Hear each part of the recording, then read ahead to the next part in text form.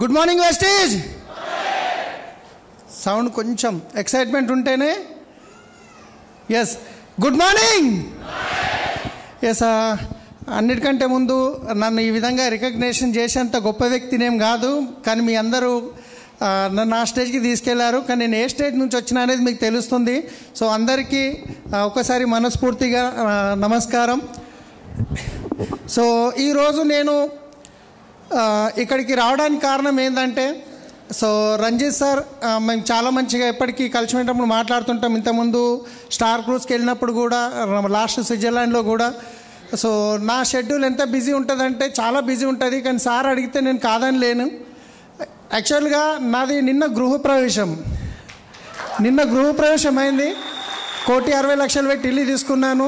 ఇంట్లో చుట్టాలు అక్కడే ఉన్నారు ఇంకా కొందరు, కానీ నేను టైం ఇచ్చాను సార్కి, నేను కాదనలేను కాబట్టి నేను వాళ్ళని అట్లనే పెట్టేసి వచ్చాను. కానీ ఈరోజు నేను ఒక విషయం మాత్రం గ్యారంటీ ఇవ్వగలుగుతున్నాను.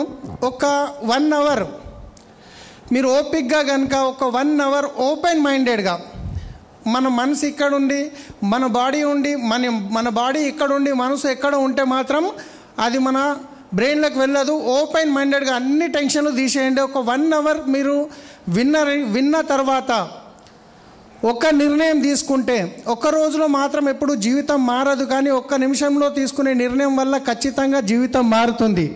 అది ఏందనేది నా స్టోరీలో మీరు వినబోతున్నారు.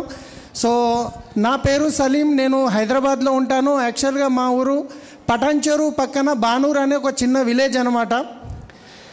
సో నేను యాక్చువల్గా మా నాన్నగారు నేను 3 సంవత్సరాల వయసులో ఉన్నప్పుడు చనిపోవడం జరిగింది. మా అన్న నాకంటే పెద్దగా ఉంటాడు, ఒక 2 ఇయర్స్, మేమిద్దరమే.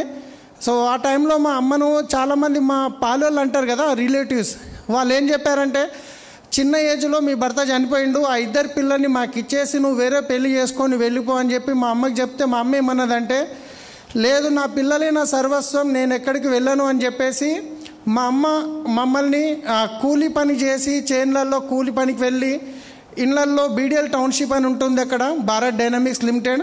సో అక్కడ ఇళ్లలో ఇంటి పనికి వెళ్ళి మమ్మల్ని చదివించే ప్రయత్నం చేసింది, చదివించింది. ఆల్మోస్ట్ నేను 6th 7th క్లాస్ వరకు చదువుకున్నాను.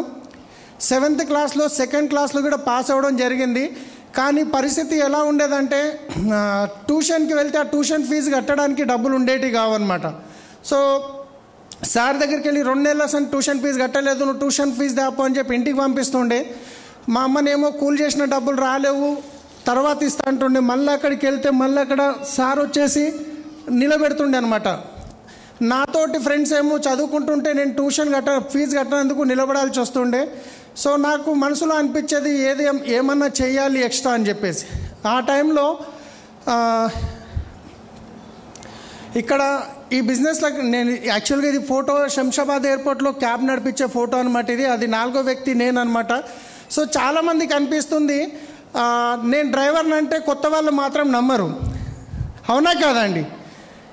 మీరు రిప్లై ఇవ్వాలి. మీరు రిప్లై ఇస్తే నేను ఇంకొంచెం బాగా చెప్పగలుగుతాను. రెడీ ఉన్నారా? సో నేను స్టార్టింగ్లో కొత్తగా మీటింగ్లకు వెళ్ళినప్పుడు స్టేజ్ మీద నుంచి కొందరు లీడర్ల స్టోరీ విన్నాను. వాళ్ళు చూస్తేనేమో ఎర్రగా బుర్రగా బాగుండేది, కోట్లు సూట్లు వేసి బెంజ్ కార్లు వచ్చేది. కానీ వాళ్ళ స్టోరీలో ఏముండేదంటే, నేను ఈ బిజినెస్లోకి రావడానికి ముందు నాకు ఇంత అప్పు ఉండేది, నాకు ఇంట్లో కరెంటు బిల్లు కట్టడానికి డబ్బులు ఉండేది కావు, పాల ప్యాకెట్లకు డబ్బులు ఉండేవి కావు అని చెప్పేవాళ్ళు.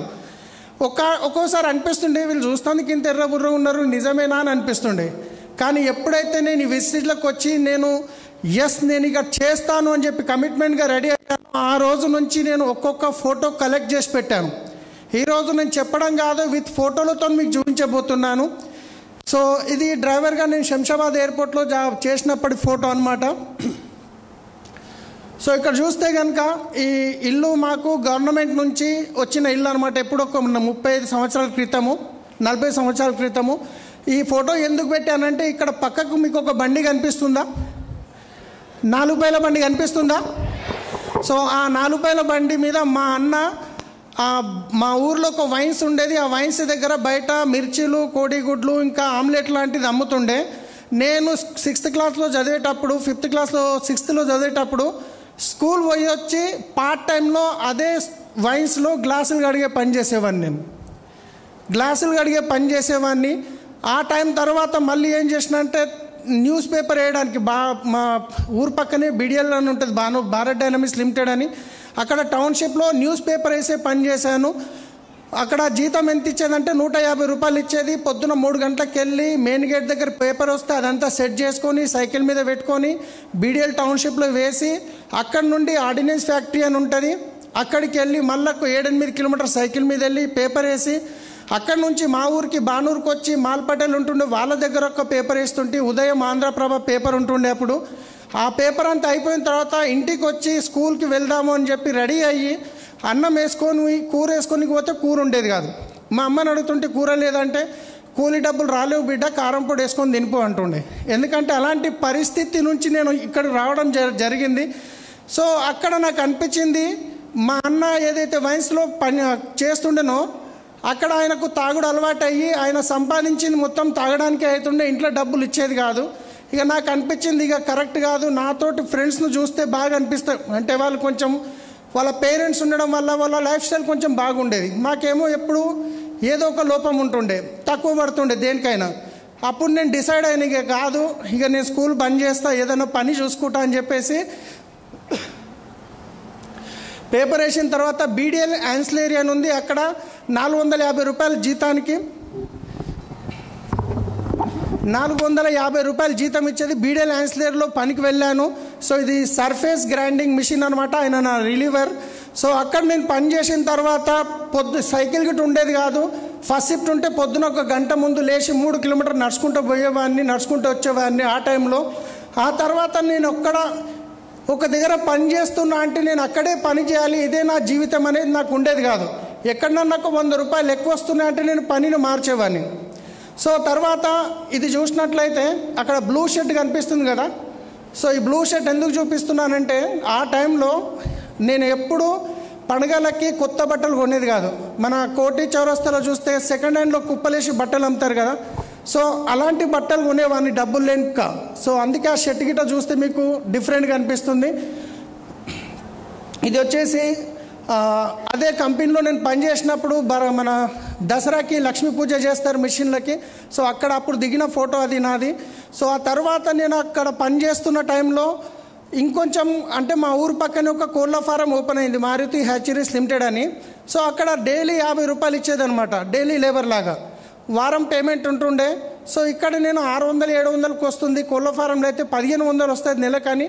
అక్కడ నుంచి పని వదిలేసి మళ్ళీ కోళ్ళ ఫారంలోకి వెళ్ళి పని చేశాను. ఈ కోళ్ళ ఫారంలో గిట్ట నేను అన్ని ఆల్రౌండ్ పని చేసేవాడిని. అక్కడ ఫీడ్ మిల్ ఉంటే ఫీడ్ మిల్లో పని చేసేవాడిని. సో ఇక్కడ కోళ్ళు ఒక బ్యాచ్ వెళ్ళిపోయిన తర్వాత కింద ఉన్న టాయిలెట్ ఏదైతే ఉందో కోడి ఎరువు ఉంటుంది కదా, అది ఫార్మర్లు వచ్చి కొనుక్కొని వాళ్ళు నింపుకొని పోవాలన్నమాట. కానీ మేము ఏం చేస్తుంటామంటే 5 గంటలకు డ్యూటీ అయిపోయిన తర్వాత ఒక లారీకి ఇంత అని గుత్త మాట్లాడుకొని మేమే ఆ ఎరువుని గిట్ట లోడ్ చేసేవాళ్ళం అనమాట. డబల్ పని చేసేవాళ్ళము. సో ప్రతి ఒక్క పని చేసేవాడిని అక్కడ కూడా నేను. తర్వాత అక్కడ ఒక ట్రాక్టర్ ఉండేది, ఆ ట్రాక్టర్ మీద ఆ డ్రైవర్ ఎక్కువ లీవులు పెడుతుండే అనమాట. ఆయన లీవ్ పెట్టినప్పుడు నేను మెల్లమెల్లగా ఏమైంది ఆ బండి డ్రైవింగ్ నేర్చుకోవడం జరిగింది. ఆ ట్రాక్టర్ డ్రైవింగ్ నేర్చుకున్న తర్వాత అప్పుడు అనిపించింది కోళ్ళ ఫారంలో చేస్తే 1500 వస్తుంది, అదే నేను కొంచెం బయట డ్రైవింగ్కి వెళ్తే కొంచెం జీతం ఎక్కువ వస్తుందనే ఉద్దేశంతో అక్కడ మన బీడిఎల్లో ఒక అంబాసిడర్ కారు ఉండే.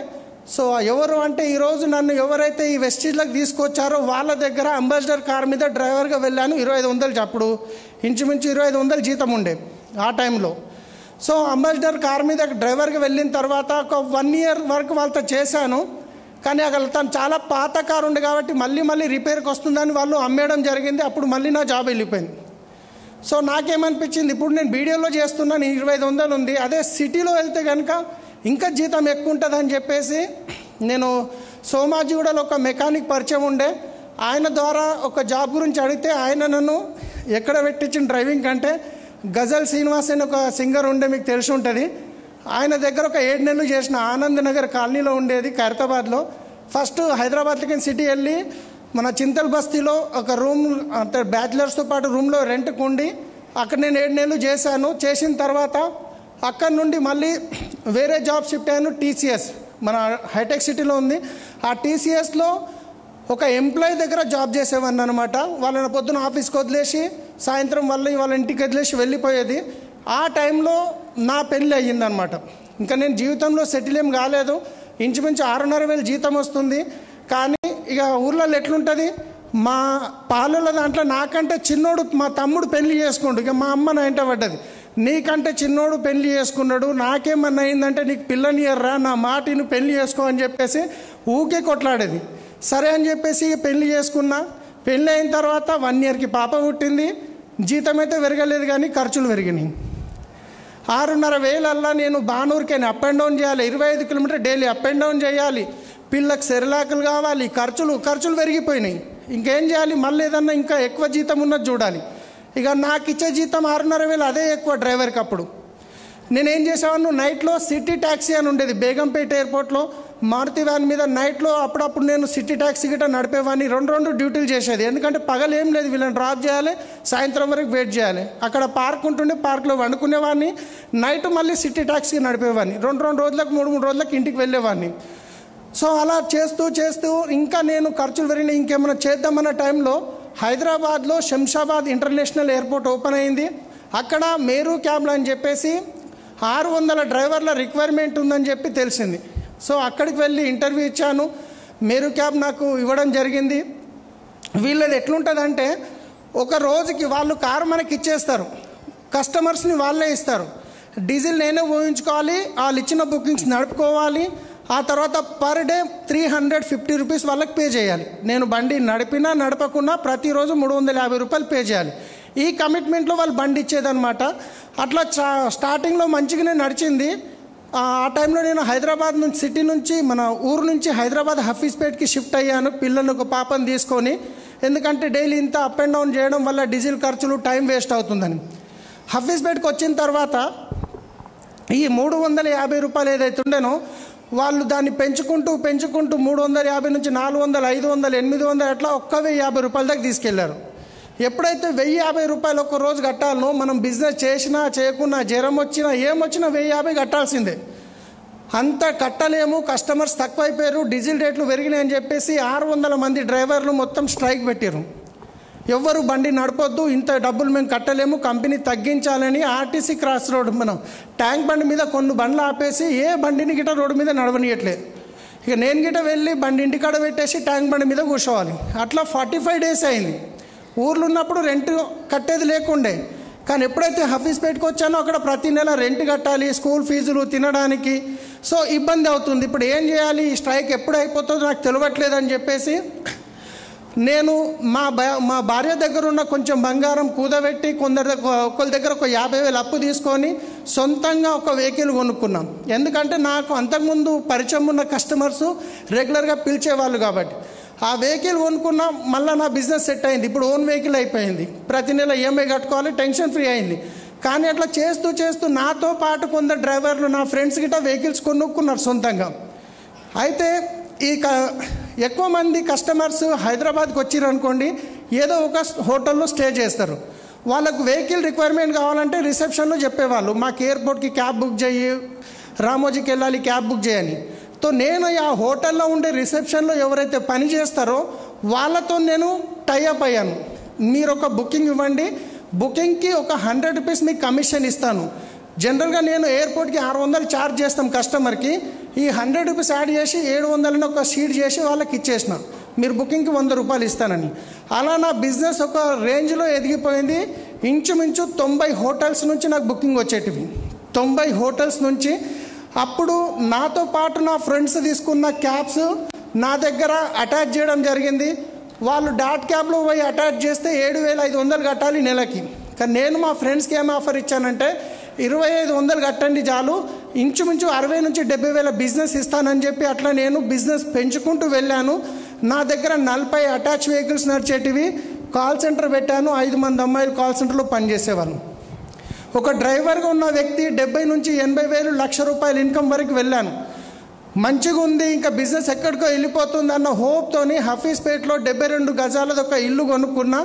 దానికి ఒక పర్సనల్ లోన్ తీసుకొని 4 సంవత్సరాల లోన్ పెట్టుకున్నా, 25,000 ఈఎంఐ కట్టాలి. సో బాగా నడుస్తుంది కదా, నెలకి దగ్గర 1,00,000 వస్తుంది అని చెప్పేసి డిసైడ్ అయ్యి తీసుకున్నా. చూస్తూ హైదరాబాద్లో అనుకోకుండా పెద్ద ఒక సంస్థ వచ్చింది, ఓలా క్యాబ్, ఊబర్ క్యాబ్. ఎప్పుడైతే ఈ ఓలా క్యాబ్ ఊబర్ క్యాబ్ వచ్చిందో ఈ ఓలా క్యాబ్ ఊబర్ క్యాబ్ రాగానే నా దగ్గర ఉన్న ఈ 40 మంది వాళ్ళ కార్లు తీసుకొని ఓలా దగ్గరికి వెళ్ళిపోయారు. నా దగ్గర బిజినెస్ ఉంది కానీ వెహికల్స్ లేవు. ఇక్కడ 2 ఆప్షన్స్ ఉండే నాకు. ఒకటి అన్నీ బంద్ చేసి ఏదన్నా డ్రైవర్గా పని చేసుకోవాలి, లేదు అంటే వెహికల్స్ కొనుక్కోవాలి. సరే అన్నీ బంద్ చేసి డ్రైవర్గా పని చేసుకుందామంటే నెలకి 25,000 ఈఎంఐ కట్టాలి, స్కూల్ ఫీజులు ఇంచుమించు 40,000 నుంచి 50,000 ఖర్చు. ఇంకా వేరే ఆప్షన్ లేక నేనేం చేశానంటే నాకు ఒక తెలిసిన కస్టమర్తోని 24 లక్షల రూపాయలు 3%కి ఇంట్రెస్ట్ తీసుకొని 10 వెహికల్స్ కొనుక్కోవడం జరిగింది. సొంతంగా 10 వెహికల్స్ కొనుక్కున్నాను. ఈ 10 వెహికల్స్లో కొన్ని ఓన్ ప్లేట్ కూడా కొన్నాను. ఎందుకంటే కర్ణాటక మహారాష్ట్ర పోయినప్పుడు ఈ ట్యాక్స్ కట్టే బాధ ఉండొద్దని. సో అట్లా కొనుక్కున్న ఇంచుమించు మళ్ళీ 1 ఇయర్ వరకు బిజినెస్ మంచిగా నడిచింది. ఎందుకంటే ఈ 40 మంది కలిసి చేసే బిజినెస్ నేను 10 వెహికల్స్ మీద చేసేవాడిని డ్రైవర్స్ని పెట్టుకొని. కానీ 1 ఇయర్ తర్వాత ఓలా క్యాబ్ వాళ్ళు రేట్లు ఏవైతే ఉన్నాయో ఎయిర్పోర్ట్కి మేము 600 ఛార్జ్ చేస్తే వాళ్ళు 300, 350కి ఇవ్వడం స్టార్ట్ చేసారు. అప్పుడు కార్లు పోతే కార్లు తెచ్చుకున్నాం. కానీ ఇప్పుడు ఏమైంది, కంప్లీట్గా కస్టమర్స్ మొత్తం వెళ్ళిపోయారు. ఇంకా ట్రై చేద్దాం, బిజినెస్ని ఎట్లనన్నా నిలబెడదామని చెప్పేసి 3 నెలలు ట్రై చేశాను. కానీ ఈ 3 నెలలు వెహికల్స్ ఈఎంఐ కట్టాల్సిందే, డ్రైవర్కి శాలరీస్ ఇవ్వాల్సిందే, కాల్ సెంటర్లో పనిచేసే వాళ్ళ జీతాలు ఇవ్వాల్సిందే, ఇంట్లో ఇన్కమ్ జీరో అయిపోయింది. మళ్ళీ 2,70,000 ఎక్స్ట్రా అప్పు చేయాల్సి వచ్చింది. ఇంచుమించు అప్పు 27 లక్షలకి వెళ్ళిపోయింది. ఇన్కమ్ జీరో అయిపోయింది. ఇక నాకు అనిపిస్తుంది ఇక అయిపోయింది, ఇక నేను అంత పెద్ద సంస్థతో నేనే కాదు నాతో పాటు డాట్ క్యాబ్, ఎల్లో క్యాబ్, ఆ క్యాబ్ అన్నీ ఖతమైపోయినాయి. ఏ చిన్న క్యాబులు లేవు. ఇంకా ఇక అప్పుల బాధలు ఎక్కువైనా ఇన్కమ్ జీరో అయిపోయింది. మా వైఫ్కి పరిస్థితి తెలియదు, ఇవన్నీ చెప్పలేదా మీకు. ఇక ఒకరోజు ఎట్లా అయిపోయిందంటే సిచ్యువేషన్ కంప్లీట్గా ఉన్న బంగారం గిట ఒక చిట్టీలు ఆయనకి ఎట్లుంటుంది, లోన్ అనుకోండి ఎవరికన్నా పెద్ద అప్పిచ్చేది ఉంటే పోయి కాలు పట్టుకుంటే వదిలేస్తాడు. కానీ చిట్టి పైసలు ఎట్లుంటాయి, 1 నెల కట్టక 2 నెలలు కట్టలేమంటే ఇంటి మీదకి వచ్చేస్తారు. అప్పటిదాకా ఒకరోజు ఏమైందంటే మా వైఫ్ వాళ్ళ నాన్న వాళ్ళ దగ్గరికి ఒక చిన్న దావత్ ఉండి వెళ్ళింది పిల్లలు తీసుకొని. అప్పటిదాకా నేను చిట్టి ప్రతి నెల 25,000 కట్టేది. నేను ఎప్పుడు పోయినా కుర్చేసి ఒక మెడికల్ షాప్ అయినా టీ తాగమని అడిగేది. కానీ 2 నెలలు కట్టకపోయేసరికి ఉల్టా తిట్టడం స్టార్ట్ చేసింది. ఒకరోజు రాత్రి 10 అవుతుంది, ఆయన ఫోన్ వచ్చింది, 2 నెలల సందు కట్టలేవు, నేను ఇంటి మీదకి వచ్చి ఇజ్జత్ తీస్తా అది తీస్తా అని చెప్పి తిడితే నాకు అర్థమైపోయింది ఇక నా లైఫ్లో ఎండ్ ఉంది, వెనకాల భూమి లేదు, అమ్ముకొని అప్పు కడదామంటే. సో ఇది అప్పు క్లియర్ అవుతుంది అన్నది నాకు క్లారిటీ ఇక అర్థమైపోయింది, ఇక నేను చేయలేనని.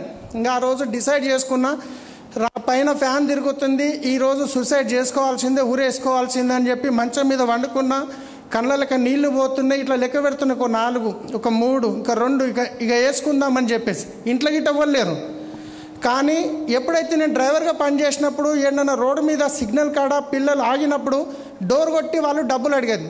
వాళ్ళని చూస్తే బట్టలు చినిగిపోయినాయి, పాత ఉండేవి, ఎంటికలు ఎట్లనే ఉంటాయి కదా. సో నాకు అర్థమైంది, ఒకవేళ నేను సూసైడ్ చేసుకుంటే రేపు నా పిల్లల పరిస్థితి కూడా ఇదే. మళ్ళీ నాకు పేయి మీద ముండ్లు వచ్చేసినాయి. నా పిల్లల లైఫ్ నేను చేసిన పొరపాటుకి నా పిల్లల్ని ఎందుకు ఇచ్చేయాలని మళ్ళీ సూసైడ్ని ఆపుకున్నా. ఆ తర్వాత కష్టాల్లో ఉన్నా చూస్తున్నా, ఇంకేం చేద్దామంటే ఛాన్స్ లేదు, మొత్తం అయిపోయింది, జీవితం ఖతం అయిపోయింది. నేను చూస్తున్నా దేవుడా నాకు సావు వస్తే బాగుండే, దానికి అదే సావుని గుర్తు చేసుకుంటే హ్యాపీ అనిపిస్తుండే. ఈ అప్పుల బాధలు, ఎందుకంటే నెల 70,000 ఇంట్రెస్ట్ కట్టాలి. సో అప్పటిదాకా రెస్పెక్ట్ ఇచ్చిన వాళ్ళు రెస్పెక్ట్ ఖతం అయిపోయింది. ఇంట్లో తినడానికి తిండి లేని పరిస్థితి అయిపోయింది. రైట్. సో అక్కడ ఇక చూస్తూ పెళ్లికి పెట్టిన బంగారం గిట్ట వెళ్ళిపోయింది. సో ఇది హఫీజ్పేటలో నేను కొన్న ఇల్లు అనమాట. మీరు వీడియోలో కూడా చూసి ఉంటారు. సో మా పిల్లలు అప్పుడు చిన్న ఉన్నారు, అప్పుడు శ్రీనిధి స్కూల్లో చదివేవాళ్ళు. సో ఆ టైంలో నాకు ఒక దేవుడు పంపించినట్టు ఒక కాల్ వచ్చింది, అరుణా కుమారి మేడం అని చెప్పేసి. వీళ్ళ అన్నయ్య దగ్గర నేను అంబాసిడర్ కార్ మీద పనిచేసినట్టు ఒక ఆల్మోస్ట్ 10 to 12 years గ్యాప్ తర్వాత ఫోన్ చేసింది. సలీం ఎక్కడున్నావు, చాలా రోజులు అయిపోయింది, ఒకసారి మా ఇంటికి రా పిల్లల్ని తీసుకొని, అలాగే నీకు ఒక బిజినెస్ చెప్తా అని చెప్పింది. బిజినెస్ అంటే నా మైండ్ బ్లాక్ అయిపోయింది అప్పటికే. కానీ జైరాబాద్ దగ్గర ఒక రాయకోడ్ విలేజ్లో మాకు తెలిసిన ఒక డిన్నర్ ఉంది. ఆ రోజు పోతూ సంగారెడ్డి తొవ్వల్ని కదా కలుద్దామని చెప్పి వాళ్ళ ఇంటికి వెళ్ళాను. టీ ఇచ్చిన తర్వాత ఒక ప్లాన్ చెప్పడం స్టార్ట్ చేసింది. నేను ఇక్కడికి విని ఇక్కడికి వదిలేసిన, ఎందుకంటే నా మైండ్ బ్లాక్ ఉంది. ఇలాంటివన్నీ మోసం చేసే కంపెనీలు ఉంటాయి, అనవసరంగా మన రిలేషన్ ఖరాబ్ అవుతాయి, మన వాల్యూ పోతుంది అని చెప్పి నేను కంప్లీట్గా నెగిటివ్గా ఉన్నాను. కానీ ఆమె ప్లాన్ చెప్పిన తర్వాత జబర్దస్తికి ప్లాన్ చెప్పిన తర్వాత ప్లాన్ అయితే నేను వినలేదు సరిగా, ఎందుకంటే నాకు ఏ గల్లీలకైతే పోయేదే లేదో అక్కడ చూసే అవసరం ఏముందని. కాకపోతే వాళ్ళ దగ్గర డ్రైవర్గా చేశాను, కాదనలేక ఫ్రీ జాయినింగ్ కదా, ఆధార్ కార్డు ఇస్తే పీడ పోతుంది అని చెప్పి మనసులో అనుకొని ఆధార్ కార్డు ఇచ్చినాను. జాయినింగ్ చేసిన తర్వాత ప్రోడక్ట్ తీసుకుంటే నేను ఖచ్చితంగా తీసుకుంటా, ఇప్పుడు నాతో డబ్బులు లేవంటే జబర్దస్తికి ఒక నీమ్ సోప్, ఒక నైట్ క్రీమ్ ఇచ్చింది. ఆ నీమ్ సోప్ తీసుకోపోయి ఇంటికి వాడిన తర్వాత మంచిగా అనిపించింది. నైట్ క్రీమ్ మా వైఫ్ గిట్ట బాగుందని చెప్పింది. బాగుంది అని ఫోన్ చేస్తే మళ్ళీ ఏం చేయమంటుంది, బిజినెస్ చేయమంటుంది. బాగుంది అని కూడా చేయలే నేను. కానీ దీంట్లో నిజంగా నా అదృష్టం బాగుంది. సెకండ్ 2 days తర్వాత ఫాలో అప్ చేసింది ఆమె. నేను మీ ఇంటి ముందటికని టోలీ చౌక్కి వెళ్తున్నాం సలీం, నేను మా అప్లైన్ గిట్ట ఒకసారి మీ ఇంటికి వస్తామంటే వాళ్ళ దగ్గర పని చేసిన కాబట్టి నేను కాదనిలేక రండి దీది అని చెప్పినాం. వచ్చిన తర్వాత మళ్ళీ కొంచెం ప్లాన్ చెప్తే కొంచెం అర్థం చేసుకున్నా. ఎందుకంటే దీంట్లో డబ్బులు పెట్టేది లేదు, మనం మునిగేది లేదు, ఎవరిని ముంచేది లేదు. ఈ విషయం నాకు అర్థమైపోయింది. ఈ విషయం అర్థమైపోయినాక సరే ప్రోడక్ట్ అయితే కొనాల్సిందే, ఈడ కాకుండా ఏడైనా కొంటున్నాం కదా సో అని చెప్పేసి సికింద్రాబాద్ ఆఫీస్కి ప్రోడక్ట్ తీసుకోవడానికి వెళ్ళాను. ఈ ఫోన్ గిట్ట కరెక్ట్ టైంలో డిస్టర్బ్ చేస్తుంటుంది, సైలెంట్ చేస్తున్నా. ఓకే, సికింద్రాబాద్ ఆఫీస్కి ప్రోడక్ట్ తీసుకోవడానికి వెళ్ళాను. 2500 కన్సిస్టెన్సీ ఉండే. అక్కడ చూస్తే చాలామంది లైన్లో నిలబడి ప్రోడక్ట్ తీసుకుంటున్నారు. అరే ఇంత చదువుకున్న వాళ్ళు తీసుకుంటున్నారంటే ఏదో ఉంటుంది అని చెప్పి కొంచెం హోప్ వచ్చింది. ఆ తర్వాత ప్రోడక్ట్ తీసుకున్నా, వాడినా, మంచిగా అనిపించినాయి. మంచిగా అనిపించిన తర్వాత మీటింగ్ పిలిచిర్రు. సరే అని చెప్పేసి ఇందర్బీర్ సార్ అని చెప్పి ఉంటాడు, సర్దార్జీ సార్ మా అప్లైన్ అనమాట, వాళ్ళ ఇంట్లో ఒక మీటింగ్ జరిగితే అక్కడికి వెళ్ళాను. ఇది గూగుల్లో నుంచి తీసిన ఫోటో. ఇది మన ఫోన్లో గూగుల్ ఫొటోస్ ఉంటుంది కదా, సో అక్కడ డేట్తో పాటు చూడొచ్చు. శనివారం 20 May 2017. సో అక్కడ మీటింగ్కి వెళ్ళాను. ఆ తర్వాత సంగారెడ్డిలో మీటింగ్ వెలిస్తే సంగారెడ్డికి మీటింగ్కి వెళ్ళాను. అట్లా మీటింగ్ చూస్తూ చూస్తూ కొంచెం నాకు హోప్ అనేది పెరుగుతుంది. కానీ అంతలోనే ఎట్లయితే బూట్ క్యాంప్ చేస్తున్నారో అట్లాంటిది ఒక పెద్ద మీటింగ్ ఢిల్లీలో ఉంది అంటే అక్కడికి వెళ్ళాను. వెళ్ళిన తర్వాత 2017 ఆగస్టులో వెళ్ళిన తర్వాత అక్కడ ఫస్ట్ రోజు నాకు అనిపించింది ఏమో ఎక్సైట్మెంట్ ఉంది, అది ఉంది, ఇది ఉంది. ఫస్ట్ డే అట్లా వెళ్ళిపోయింది. సెకండ్ డే మాత్రం 1 గంట సెషన్. ఇప్పుడు మిమ్మల్ని మీటింగ్ స్టార్ట్ అవుతుంది, అందరినీ లోపలికి రండి అని ఎట్లయితే అన్నారో సో అదేవిధంగా ఆ రోజు మా ఎస్పీ వారిల్ గారు ఏం చెప్పారంటే క్వశ్చన్ అండ్ ఆన్సర్ నడుస్తుంది. అక్కడ ఏమడిగారంటే ఏమేమి ప్రాబ్లం ఉన్నాయి చెప్పండి అని చెప్పి రాసుకుంటున్నారు ఆయన. సో నా ముందటకి 4వ లైన్లో ఇంతమంది గిట్ల లేరు, అక్కడ ఇంచుమించు ఒక 300-400 మంది ఉంటారు. ఒక ఆయన లేచి ఏమనంటే సార్ నాకు 12 లక్షల అప్పు ఉంది అని చెప్పింది. చాలా క్వశ్చన్లు చెప్పారు. ఎవరిదైతే 12 లక్షల అప్పు ఉంది అనగానే ఆయన స్టేజ్ మీదకి పిలుచుకొని అడిగిండు, నీ 12 లక్షల అప్పు ఎవరు చేసినావు? నేను చేసిన. దేని గురించి చేసినావు? బిజినెస్ గురించి చేసిన. ఏమైంది? లాస్ అయిపోయింది. సో ఇప్పుడు ఏం చేయాలి? అప్పు కట్టాలి. మరి అప్పు కట్టాలంటే ఏం చేయాలి? మనం పని చేయాలి. కానీ మనం పని చేస్తామా? చెయ్యము అని ఒక కుర్చీ తీసుకొని నెత్తి మీద పెట్టుకొని బరువు ఎత్తుకున్నాం. ఇక మనం ఏం చేస్తాం? అన్నకి చెప్తాం అన్న అప్పు అయిపోయింది, తమ్ముడు అప్పు అయిపోయింది, నాయన అప్పు అయిపోయింది, దోస్తుకి చెప్తాం అప్పు అయిపోయింది, బరువు ఎత్తుకొని పడిపోతాం. అంటే ఆ బరువు ఎత్తుకొని తిరుగుతాం, నాకు అప్పు అయిపోయింది, బరువు ఎత్తుకొని తిరుగుతాం. చూసిన వాళ్ళకి అందరూ చెప్పుకుంటూ పోతాం. కానీ వాస్తవానికి చేయాల్సిందేంది? ఈ బరువు తీసి పక్క పడేయండి. ఎవరికైతే నువ్వు అప్పు ఇవ్వాలో వాళ్ళ దగ్గరికి పోయి చెప్పు, నేను ఇమాందార్ మనిషిని, నీ డబ్బులు నేను ఇస్తా, నాకు పని చేసే టైం ఇయ్యి, లేదంటే ఏమైనా చేసుకో, నాకు 1 సంవత్సరం టైం ఇయ్యి, 2 సంవత్సరం టైం తీసుకో, పోయి పని చేయి, ఆ తర్వాత అప్పు తీర్చేయి. ఆ విషయం అక్కడ విన్నా నాకేమనిపించిందంటే నాకే చెప్తున్నాడేమో అనిపించింది ఆ రోజు.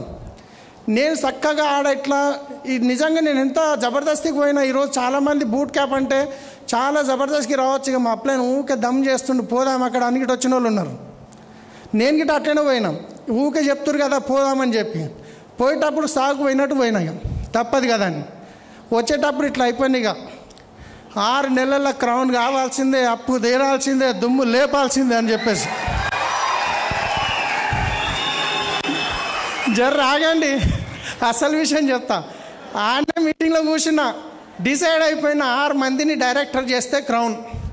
1 బావ, 1 బెస్ట్ ఫ్రెండు, 1 బామ్మర్ది, 4 మెకానిక్. నా బండ్లు ఎవరితోనైతే మెకానిక్ చేపిస్తా, నెలకు 40-50 వేల బిల్లు కడతా, 3,000 ప్రోడక్ట్ తీసుకోడా, 4. 5 ఇంటి ముందట అయినా, 6 ఇంటికి అయినా. అక్కడే క్రౌన్ అయిపోయినా నేను. ఇక ఇంటికి వచ్చిన ఎప్పుడెప్పుడు హైదరాబాద్ వస్తుందా అని చెప్పి ఆ ట్రైన్ ఎట్లా చూస్తున్నా వచ్చిన మొత్తానికి ఇక నిద్ర పడుతుందా, ఇక ఇక్కడ బోల్రాలి అక్కడ బోల్రాలి ఆ ఆలోచన వచ్చిన చక్కగా ప్రాణమైన అయ్యానికే రెడీ ఉన్న ఫ్రెండు ఫోన్ తీసిన, డ్రైవర్లు ఎట్లా మా లాంగ్వేజ్ కాకా అంటాం, కాకా తొందరగా ఆధార్ కార్డు పంపి ఢిల్లీలో మంచి బిజినెస్ చూసి వచ్చిన సబ్బు పేస్ట్ చేంజ్ చేస్తే చాలు ₹1,00,000 వస్తాయన్న. ప్రాణమైన అయ్యనికే ఫ్రెండు ఒకటే మాట అన్నాడు, సలీం నేనైతే చెయ్యా, నువ్వు కూడా చెయ్యకు. ఇలాంటి బిజినెస్లు చేసి గౌల్దొడ్డిలో ఒక్కొక్కరిని ఈపులు వలగొడుతున్నారు, పైసలు మొన్న ఒక కంపెనీ ముంచిపోయింది, పోలీస్ స్టేషన్ తిరుగుతున్నారు, నా మాటని నేను చెయ్యా, నువ్వు కూడా చేయక అంటాడు. నా గాడపంత వెళ్ళిపోయింది. ఇక నీ మీద ఆశలు పెట్టుకొని నేను ఎట్లోనొస్తే నేను చెయ్యా నువ్వు చేయకంటాడు మీద, ఎందుకంటే బెస్ట్ ఫ్రెండ్స్, ఆయన నా మంచిగా కోరుకుంటున్నాడు. నేనేం చేసిన, మళ్ళీ అప్లైన్ ఫోన్ చేసిన, సార్ ఆయనకు తెలుసు కడుపు నొప్పికి ఏం గోళ్ళు ఇవ్వాలను, ఏం లేదు నువ్వు సక్సెస్ కావాలంటే ఇలాంటివి దాటుకుంటూ పోవాలి, ఎన్ని ఎక్కువ నోళ్ళు ఉంటే అంత తొందరగా సక్సెస్ వస్తుంది అన్నాడు. మళ్ళీ గుండె ధైర్యం చేసుకుని ఇక ప్లాన్ చేసుకుంటా పోయింది. ఇంకా బాగున్నాడు. ఇక వాళ్ళ ఇంట్లోనే ట్రావెల్స్ ఆఫీస్, అంటే దూరంకేం బావ, సొంత బావ కాదు, వాళ్ళ ఇంట్లోనే నా ట్రావెల్స్ ఆఫీసు, నెలకు 6,500-7,000 రెంట్ కడతా, 3,000 ప్రోడక్ట్ కొనుక్కోడా అని చెప్పేసి ఆఫీస్ బంద్ చేయలేదు, కొట్టుకుంటుంది, అప్పుడు తీసేద్దామా రైట్. సో ఆ తర్వాత ఆయనకు పిలిచి చెప్పిన, సబ్బు డెమో చూపించిన, neem soap demo, flax oil demo చూపించిన, అన్నీ విన్న తర్వాత చెయ్యి పట్టుకొని సెటర్ ముందట వెనక వాళ్ళ ఇల్లు ఇంట్లో గుంజుకొని పోయిండు. ఏందబ్బా ఇంత గట్టి గుంజుకోపోతున్నా అనుకున్నా. అల్మారి తీసిండు, కిందికని ఈ కంపెనీ చేసిన ఇన్ని చేసిన అన్నాడు. హరిని అమ్మ రెండో వ్యక్తి గిట బాయ్, మీరు ఫస్ట్ సప్పట్లు కొట్టి చూడండి నా పని ఎట్లుంటుంది. పోతే ఇక ఏం చేద్దాం, మూడో వ్యక్తి మెకానిక్, ఆయనకు చెప్పిన, తౌఫీక్ ఆయన పేరు, తౌఫీక్ భాయ్ ఏడున్నావు అంటే షెడ్ కాడున్నా వస్తున్నా అని చెప్పిన. సాయంత్రం నాకేం చెప్పలే, ముందు ప్లాన్ చేస్తే గడబడి చేస్తున్నా, నా మీటింగ్ కాడికే పట్టుకుపోదామని చెప్పేసి నా మాటిని ఒక 4 గంటలు టైం అని చెప్పి టైం తీసుకున్నా. రంజాన్ నెల నేను ఒక పొద్దున్నా, ఆయన గిట్ట ఒక పొద్దున్నాడు. మీటింగ్కి తోలుకొని పోయినా, ఇంతకుమీరు సార్ వాళ్ళ ఇంట్లో మీటింగ్ కూర్చుని పెట్టినా, విన్నాడు, నేను ఆయన చూస్తున్నా అర్థమవుతుందా లేదా, నవ్వుతున్నాడా లేదా అని. మొత్తానికి నవ్విండు, చేసిండు. వస్తూ టైం అయింది, పిస్తా హౌస్లో 500 పెట్టి హలీం తీసుకున్నాం, తినిపించిన. ఇక ఎట్లన్నా డ్యూసీడీగా అయిపోతాడని చెప్పి పోతావా 500. ఇంటికాడ వచ్చి మెకానిక్ షాప్ కాడ దించి ఆధార్ కార్డు తీయాలి. సలీం భాయ్ నీ 1,00,000 వచ్చినాక నేను చేస్తా అన్నాడు. కథం ఇక ఏం చేయాలి, ఇక కడుపులు ఎట్లా మండుతుంది, టైం బాయ్ 500 బాయ్ అన్ని బాయ్, మళ్ళీ 1,00,000 రామంటాడు, 1,00,000 దాకా వెయిట్ చేయమంటాడు. ఎట్లుంటుంది పరిస్థితి చూడండి. మనం నలుగురు నో అనగానే పోయి దుప్పటి కట్టుకొని వండుకుంటాం ఇంట్లో, ఎవ్వరు ఇంటలేరు నా మాట అని. ఈయన బాయ్ ఆయన అప్లై అని చెప్పిన, మళ్ళీ గోల్ వేసిండు, ఏం టెన్షన్ లేదు, నువ్వు చెప్పుకుంటావో నీకు ఎవరైతే నీకు జాయిన్ కావాలో వాళ్ళు రాసి పెట్టింది, వాళ్ళు వచ్చే టైంకి వస్తారని చెప్పిండు. సరే అని చెప్పేసి ఇక ఇంటి ముందటోళ్ళకి చెప్పిన, ఇక చూడండి ఇంటి ముందటోళ్ళది ఎట్లుంటుంది అంటే వాయం అది చెప్పేటట్టు ఉంటుంది. ఇక రోజు ముఖం చూడాలి పొద్దున్న లేచి వాళ్ళే. మళ్ళీ ఇంటి ముందటోళ్ళు మా వైఫ్కి వాళ్ళ వైఫ్ ఫుల్ క్లోజ్, ఈ రోజుకి కూడా ఫోన్ చేస్తే అర్ధగంట కంటే తక్కువ మాట్లాడరు. నేను ఇక వాళ్ళ హస్బెండ్తో మాట్లాడినా, పోయి కూర్చున్నా, నీమ్ సోప్ డెమో చూపించిన, ఫ్లాక్స్ ఆయిల్ డెమో చూపించిన, ప్లాన్ చెప్పి ఇంటి ముందటోళ్ళని ఒక సబ్బు ఫ్రీగా ఇచ్చి వచ్చిన. జాయిన్ కాలేదు, ఆ తీసుకున్న వారం రోజులకి సబ్బు గిట్ట రిటర్న్ ఇచ్చేసారు. మళ్ళీ మేము ఈ సబ్బు వాడామని చెప్పేసి. ఇక వాడకపోతే వాడిపోయి మీటింగ్ గిట్ట రాలేరు. ఇక ఎట్లుంటుంది పరిస్థితి. అంతకుముందేమో ట్రావెల్స్ బిజినెస్ చేసినప్పుడు జీన్స్ ప్యాంట్లు టీ షర్ట్లు వేసి తిరిగేది. ఈ బిజినెస్లోకి రాగానే అప్లైన్ సూట్ బూట్ అన్నాడు. ఇక సరే అని చెప్పి సూట్ బూట్ వేసి టై వేసుకొని ఇంట్లోకి బయటికి వెళ్తే గల్లీలకు కొత్త కోడలు వస్తే ఎట్లా చూస్తారు, పరదలు తీసి. నా పరిస్థితి అట్లుంది. నేను ఇట్లా పోతున్నా, పరదలు తీసి చూస్తారు, ఏమైనా గినికి గిట్ట తయారైండు. ఎట్లుంటుంది ఈ టై, పెద్ద బరువు కట్టినట్టు ఉంటుంది ఆ టైంలో. ఇక దాచుకొని గల్లీ బయట దాకా ఎక్కడ చూడకుండా వెళ్ళిపోతుంటే పరదలు చూస్తుర్రి, నవ్వుకుంటుర్రి. సరే వాళ్ళు గిట్ట జాయిన్ కాలే.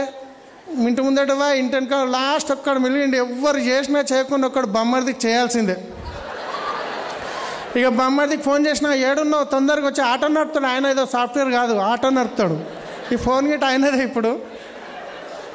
ఇక ఎవరు దిక్కులేరు, ఒకడే ఉన్నాడు. ఇక రమ్మంటే వచ్చేసిండు, ఆటో తీసుకొని పక్క పెట్టిండు. మా వైఫ్ ఇక రాగానే మళ్ళీ సేమ్ ప్లాన్ చెప్పిన, డెమో చూపించిన, అన్నీ అయిపోయిన తర్వాత ఫస్ట్ అప్లై అని చెప్పుకుంటారు. డ్రీమ్ ఉంటేనే బిజినెస్లో తొందరగా సక్సెస్ అవుతారంటే ఢిల్లీకి రాగానే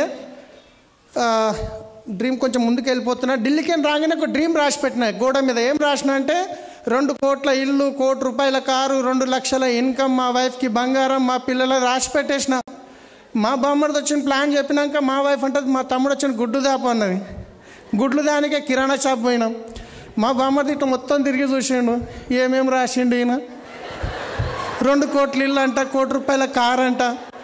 ఇల్లు చూస్తేనేమో రేకులు ఇల్లు, గట్టిగా వర్షం పడితే మూలకి గురుస్తున్నది.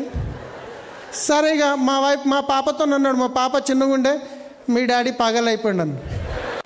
ఆమె నాకు చెప్పలేదు, తర్వాత చెప్పింది. బామ్మడిది అప్పుడే అరుచుకుంటుంటుంది. మొత్తానికైతే ఈ చెప్పిన వాళ్ళ దాంట్లో వాళ్ళ మాటలు వినకుండా బామ్మడిది వస్తాడు అనుకుంటే 6 నెలలు ఆయన రాలేడు. ఆయన గిట ఆటో పట్టించుండు, ఇక వస్తా అని చెప్పి రాలేడు. అని నమ్ముకున్న 6 మంది ఏమైంది, వెళ్ళిపోయారు. కానీ నేనేం చేసిన, అప్లై నేను చెప్పిండు, మీటింగ్కి రా, ప్లాన్ చెప్పుకుంటావో అని చెప్తే 6 మందికైనా అన్నిటికంటే ముందు చెప్పిన వ్యక్తి చెప్పాను కదా, ప్రాణం ఇయ్యనికైనా రెడీ ఉన్న ఫ్రెండ్ ఆధార్ కార్డు ఇవ్వలేడని. 6 నెలలు కష్టపడ్డాక నా ఇన్కమ్ 30,000 వచ్చిన తర్వాత మళ్ళీ ఫోన్ చేస్తుంటే నెలకి అసలు ఎట్లా వస్తుంది ఏంది అంటే మళ్ళీ ఇంటికి పోయి కూర్చోబెట్టి చెప్పిన తర్వాత ఆ రోజు ఆయన బిజినెస్ స్టార్ట్ చేస్తే ఈరోజు 13 లక్షల ఇన్కమ్ తీసుకుంటున్నాడు. Thangelapalli Srinivas Mercedes Benz car తీసుకున్నాడు. 6 నెలలు వద్దు అన్న వ్యక్తి ఈరోజు 13 లక్షల పైన ఇల్లు తీసుకున్నాడు, ప్రాపర్టీస్ గిట్ట కొన్నాడు. ఇక బామ్మర్ది కింద మడంగా మెడల్ వేసుకొని తిరగంగా ఈరోజు గిట్ట ఆయన 1,40,000 ఇన్కమ్ ఉంది, కారు తీసుకున్నాడు. 6 మందిలకే నిద్ర వచ్చారు, మిగతా 4 లేరు. అట్లా అని చెప్పి మీరు టెన్షన్ పడొద్దు. నేను ఎవ్వరికి చెప్పాను, అందరికీ చెప్తేనే సక్సెస్ వస్తుంది. మా బామ్మది వేస్ట్, మా మామ వేస్ట్, మా తమ్ముడు వేస్ట్ అని చెప్పి మనం వదిలేయద్దు, అందరికీ చెప్పాలి. ఏ వ్యక్తి అయినా మెడికల్లో చదువుకున్న తర్వాత డైరెక్ట్ వచ్చి ఆపరేషన్ చేస్తాడా, లేకపోతే చనిపోయిన శవానికి పోస్ట్ మార్టం చేసి నేర్చుకుంటాడా? మనం గిట అంతే. మనం చెప్పినప్పుడు వాళ్ళు వస్తారా రారా పక్కన పెట్టండి. మీ మనసులో రావడానికి తెలుసు అనుకోండి, నో ప్రాబ్లం, పోయి ప్లాన్ చెప్పండి, హ్యాపీగా చెప్పండి, ఇతనే నా డ్యూసీడ్ అనుకొని చెప్పండి. ఆయన రాను అన్నాడు అనుకోండి, నో అన్నాడు అనుకోండి, థ్యాంక్ యూ సో మచ్ అండి. అదేంది నేను చేయను అంటే నా ప్రాక్టీస్ అయిపోయింది కదా. వస్తే ఓకే, రాకుంటే నా ప్రాక్టీస్ అయిపోయింది, రైట్. సో ఇలా నమ్ముకున్న 6 మంది గిట్ట నాకు ఇట్లా చేసి అయినా నేను ఆగలేదు. తర్వాత ఇది మీరు చూస్తే గౌతమ్ బాలి సార్ది సెల్ఫీ ఆ రోజు పరిగెత్తుకుంటూ తీసుకున్న ఢిల్లీలో. ఎందుకంటే ఆయన దగ్గర పోయే అవకాశం ఉండదు, మేము కొత్త అప్పుడు. నా ఫేస్ చూస్తేనే అర్థమవుతుంది, ఎర్రట్ అయ్యి ఏదో మా అప్లైన్ ఇచ్చిండు, అది గిట కట్టుకొని గిట్ట సరిగా రాలేదు చూడండి. జీవితంలో ఫస్ట్ టైం ట్రై చేసుకున్న వేరేది అది గిట. సో ఇట్లా ఢిల్లీ పోయినప్పుడు ఈ విధంగా ఫస్ట్ టైం తీసుకున్న సెల్ఫీలు పెట్టుకుని ఉంటే ఇంటికి వచ్చినాక చెప్పారు కదా, ఇక డ్రీమ్ రాయమని చెప్పారు అక్కడ మీటింగ్లో. ఇక నాకు అర్థమైపోయింది, ఆ ఢిల్లీ మీటింగ్ విన్న తర్వాత నేను 0 అయిపోయినా. నా బ్రెయిన్ తీసి ఫ్రిడ్జ్లో పెట్టేసిన, అప్లైన్ బాయిలో దుంకమంటే దుంకనీకి రెడీ ఉన్నాయి. ఇక డ్రీమ్ రాయమన్నారు, పోయినా స్టేషనరీకి పోయినా, కలర్ పేపర్ తీసుకున్నా, స్కెచ్లు తీసుకున్నా, ఇక కూర్చున్నా, ఇక రాస్తున్నా. మా వైపు చూస్తుంది, నవ్వుతుంది, ఏం రాస్తుండో ఏమో. మొత్తానికైతే ఒకటి బెడ్ మీదకి లేవంగానే కనిపించేటట్టు గోడ మీద పెట్టినాం, ఏమనలేదు. అల్మారి మీద పెట్టినకపోతే ఇట్లా వచ్చి నిలబడ్డది. నువ్వు ఏంటన్నా పెట్టు, అల్మారి మీద పెట్టకు. నువ్వు రాసిందేమో ఎక్కడనో ఉన్నది, ఎవరన్నా ఇంట్లోకి వస్తే ఎదురుగా కనిపించేది అల్మారి. నా ఇజ్జత్ పోతుంది పెట్టకంటే. నేనేమన్నా అంటే నో ప్రాబ్లం, వాళ్ళు రావాలి, వాళ్ళు చూడాలి, వాళ్ళు నవ్వాలి, మనకు గుచ్చుకోవాలి, వాళ్ళ గురించి అన్నీ బిజినెస్ చేస్తాం మనం. మనకు నొప్పే లేకుండా ఎట్లా సక్సెస్ అవుతాం. సో డ్రీమ్ రాసి పెట్టాను. ఆ తర్వాత చేసుకుంటూ పోయినా ఆ రోజు రాసిన డ్రీమ్ 7 సంవత్సరాల కింద రాసిన డ్రీమ్ ఎంత, 2 లక్షల ఇన్కమ్, 1 కోటి రూపాయల కారు, 2 కోట్ల ఇల్లు. సో ఈరోజు చూస్తే ఆల్రెడీ 75 లక్షల కారు ఆల్రెడీ దాంట్లోనే వచ్చాను. నిన్ననే గృహప్రవేశమైంది, 1,60,00,000 ఇల్లు. సో ఆల్రెడీ ఇన్కమ్ 2 లక్షలు అనుకున్న 13 లక్షలు దాటింది, రైట్.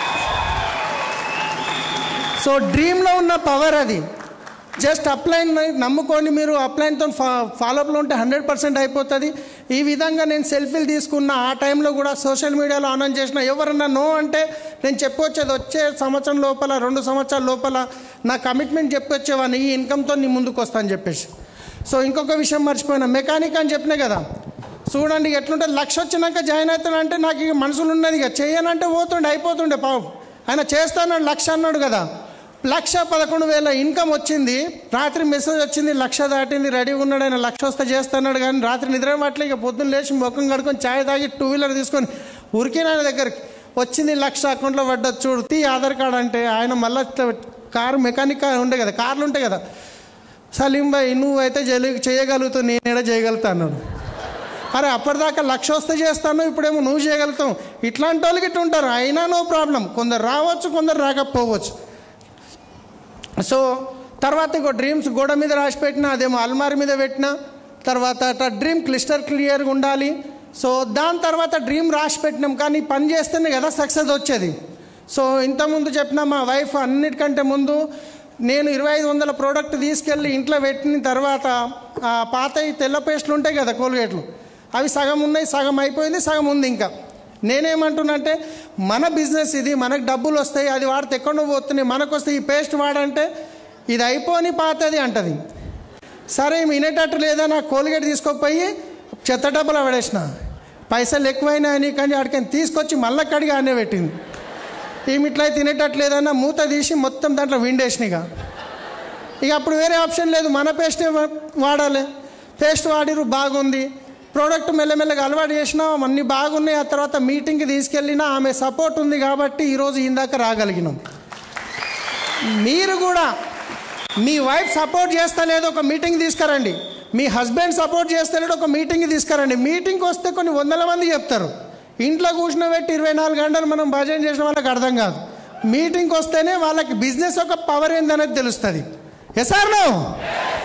సో వైఫ్ సపోర్ట్ చేస్తలే అని చెప్పి నేను కొట్లాడలేదు, రిక్వెస్ట్ చేసి తీసుకొచ్చినా ఈరోజు సపోర్ట్ చేస్తుంది. నేను అదే చెప్తున్నా మీకు, ఫస్ట్ ఎవరు సపోర్ట్ చేయరు, తెలియదు కదా వాళ్ళకు కూడా. తర్వాత ఫ్రెండ్స్ గురించి ఎగ్జాంపుల్ చెప్పేసిన తర్వాత రిలేటివ్స్ గురించి ఇదొకటి చెప్పేది ఉంది. మా చుట్టాల దగ్గర పోయి ప్లాన్ చెప్పిన, డెమో చూపించిన, సేమ్ ప్రాసెస్. వాళ్ళు 1,000 రూపాయల ప్రోడక్టే కొనలేరు.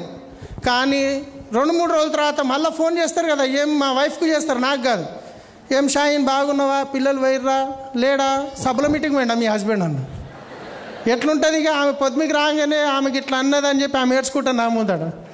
నో ప్రాబ్లం, ఈ సభల మీటింగ్లోనే రేపు చూపిద్దాం వాళ్ళకి అని చెప్పేసి ఆ రోజు గిట్ట ఓపిక పట్టుకొని ఆన్సర్ ఇవ్వలేదు. ఈ రోజు గిట్ట నాకు ఉన్న నెట్వర్క్లో కొన్ని లక్షల మంది ఉంటారు, దాంట్లో చుట్టాలు ఉన్నారంటే ఒకే ఒక్కడు బొమ్మది. అట్లా అని చెప్పేసి నేను చుట్టాలకు చెప్పను అనకండి, చెప్పండి. వాళ్ళు వచ్చేటోళ్ళు ఎంబడే రావచ్చు, కొందరికి టైం పట్టవచ్చు, కొందరు రాకపోవచ్చు. కానీ మనకు తెలియదు కదా, అవునా కదా? కానీ అందరికీ చెప్పాలి. తర్వాత వచ్చేసి నైబర్స్ గురించి చెప్పేసినది ఆల్రెడీ. సో మా మామ నాకు పిల్లనిచ్చిన మామ ఏమంటాడంటే, నేను ఎన్నో డ్రైవర్గా చేస్తున్నావు, నెలకు జీతం వస్తుందంటే పిల్లనిచ్చిన, ఏదో నువ్వు ట్రావెల్స్ అన్నావు అదన్నో బాగుంది, అంత వదిలేసి ఈ సబ్బులు పట్టుకొని తిరుగుతున్నావు, నువ్వు చేసుకోక నా కొడుకుని ఎందుకు పరిశాన్ చేస్తున్నావు?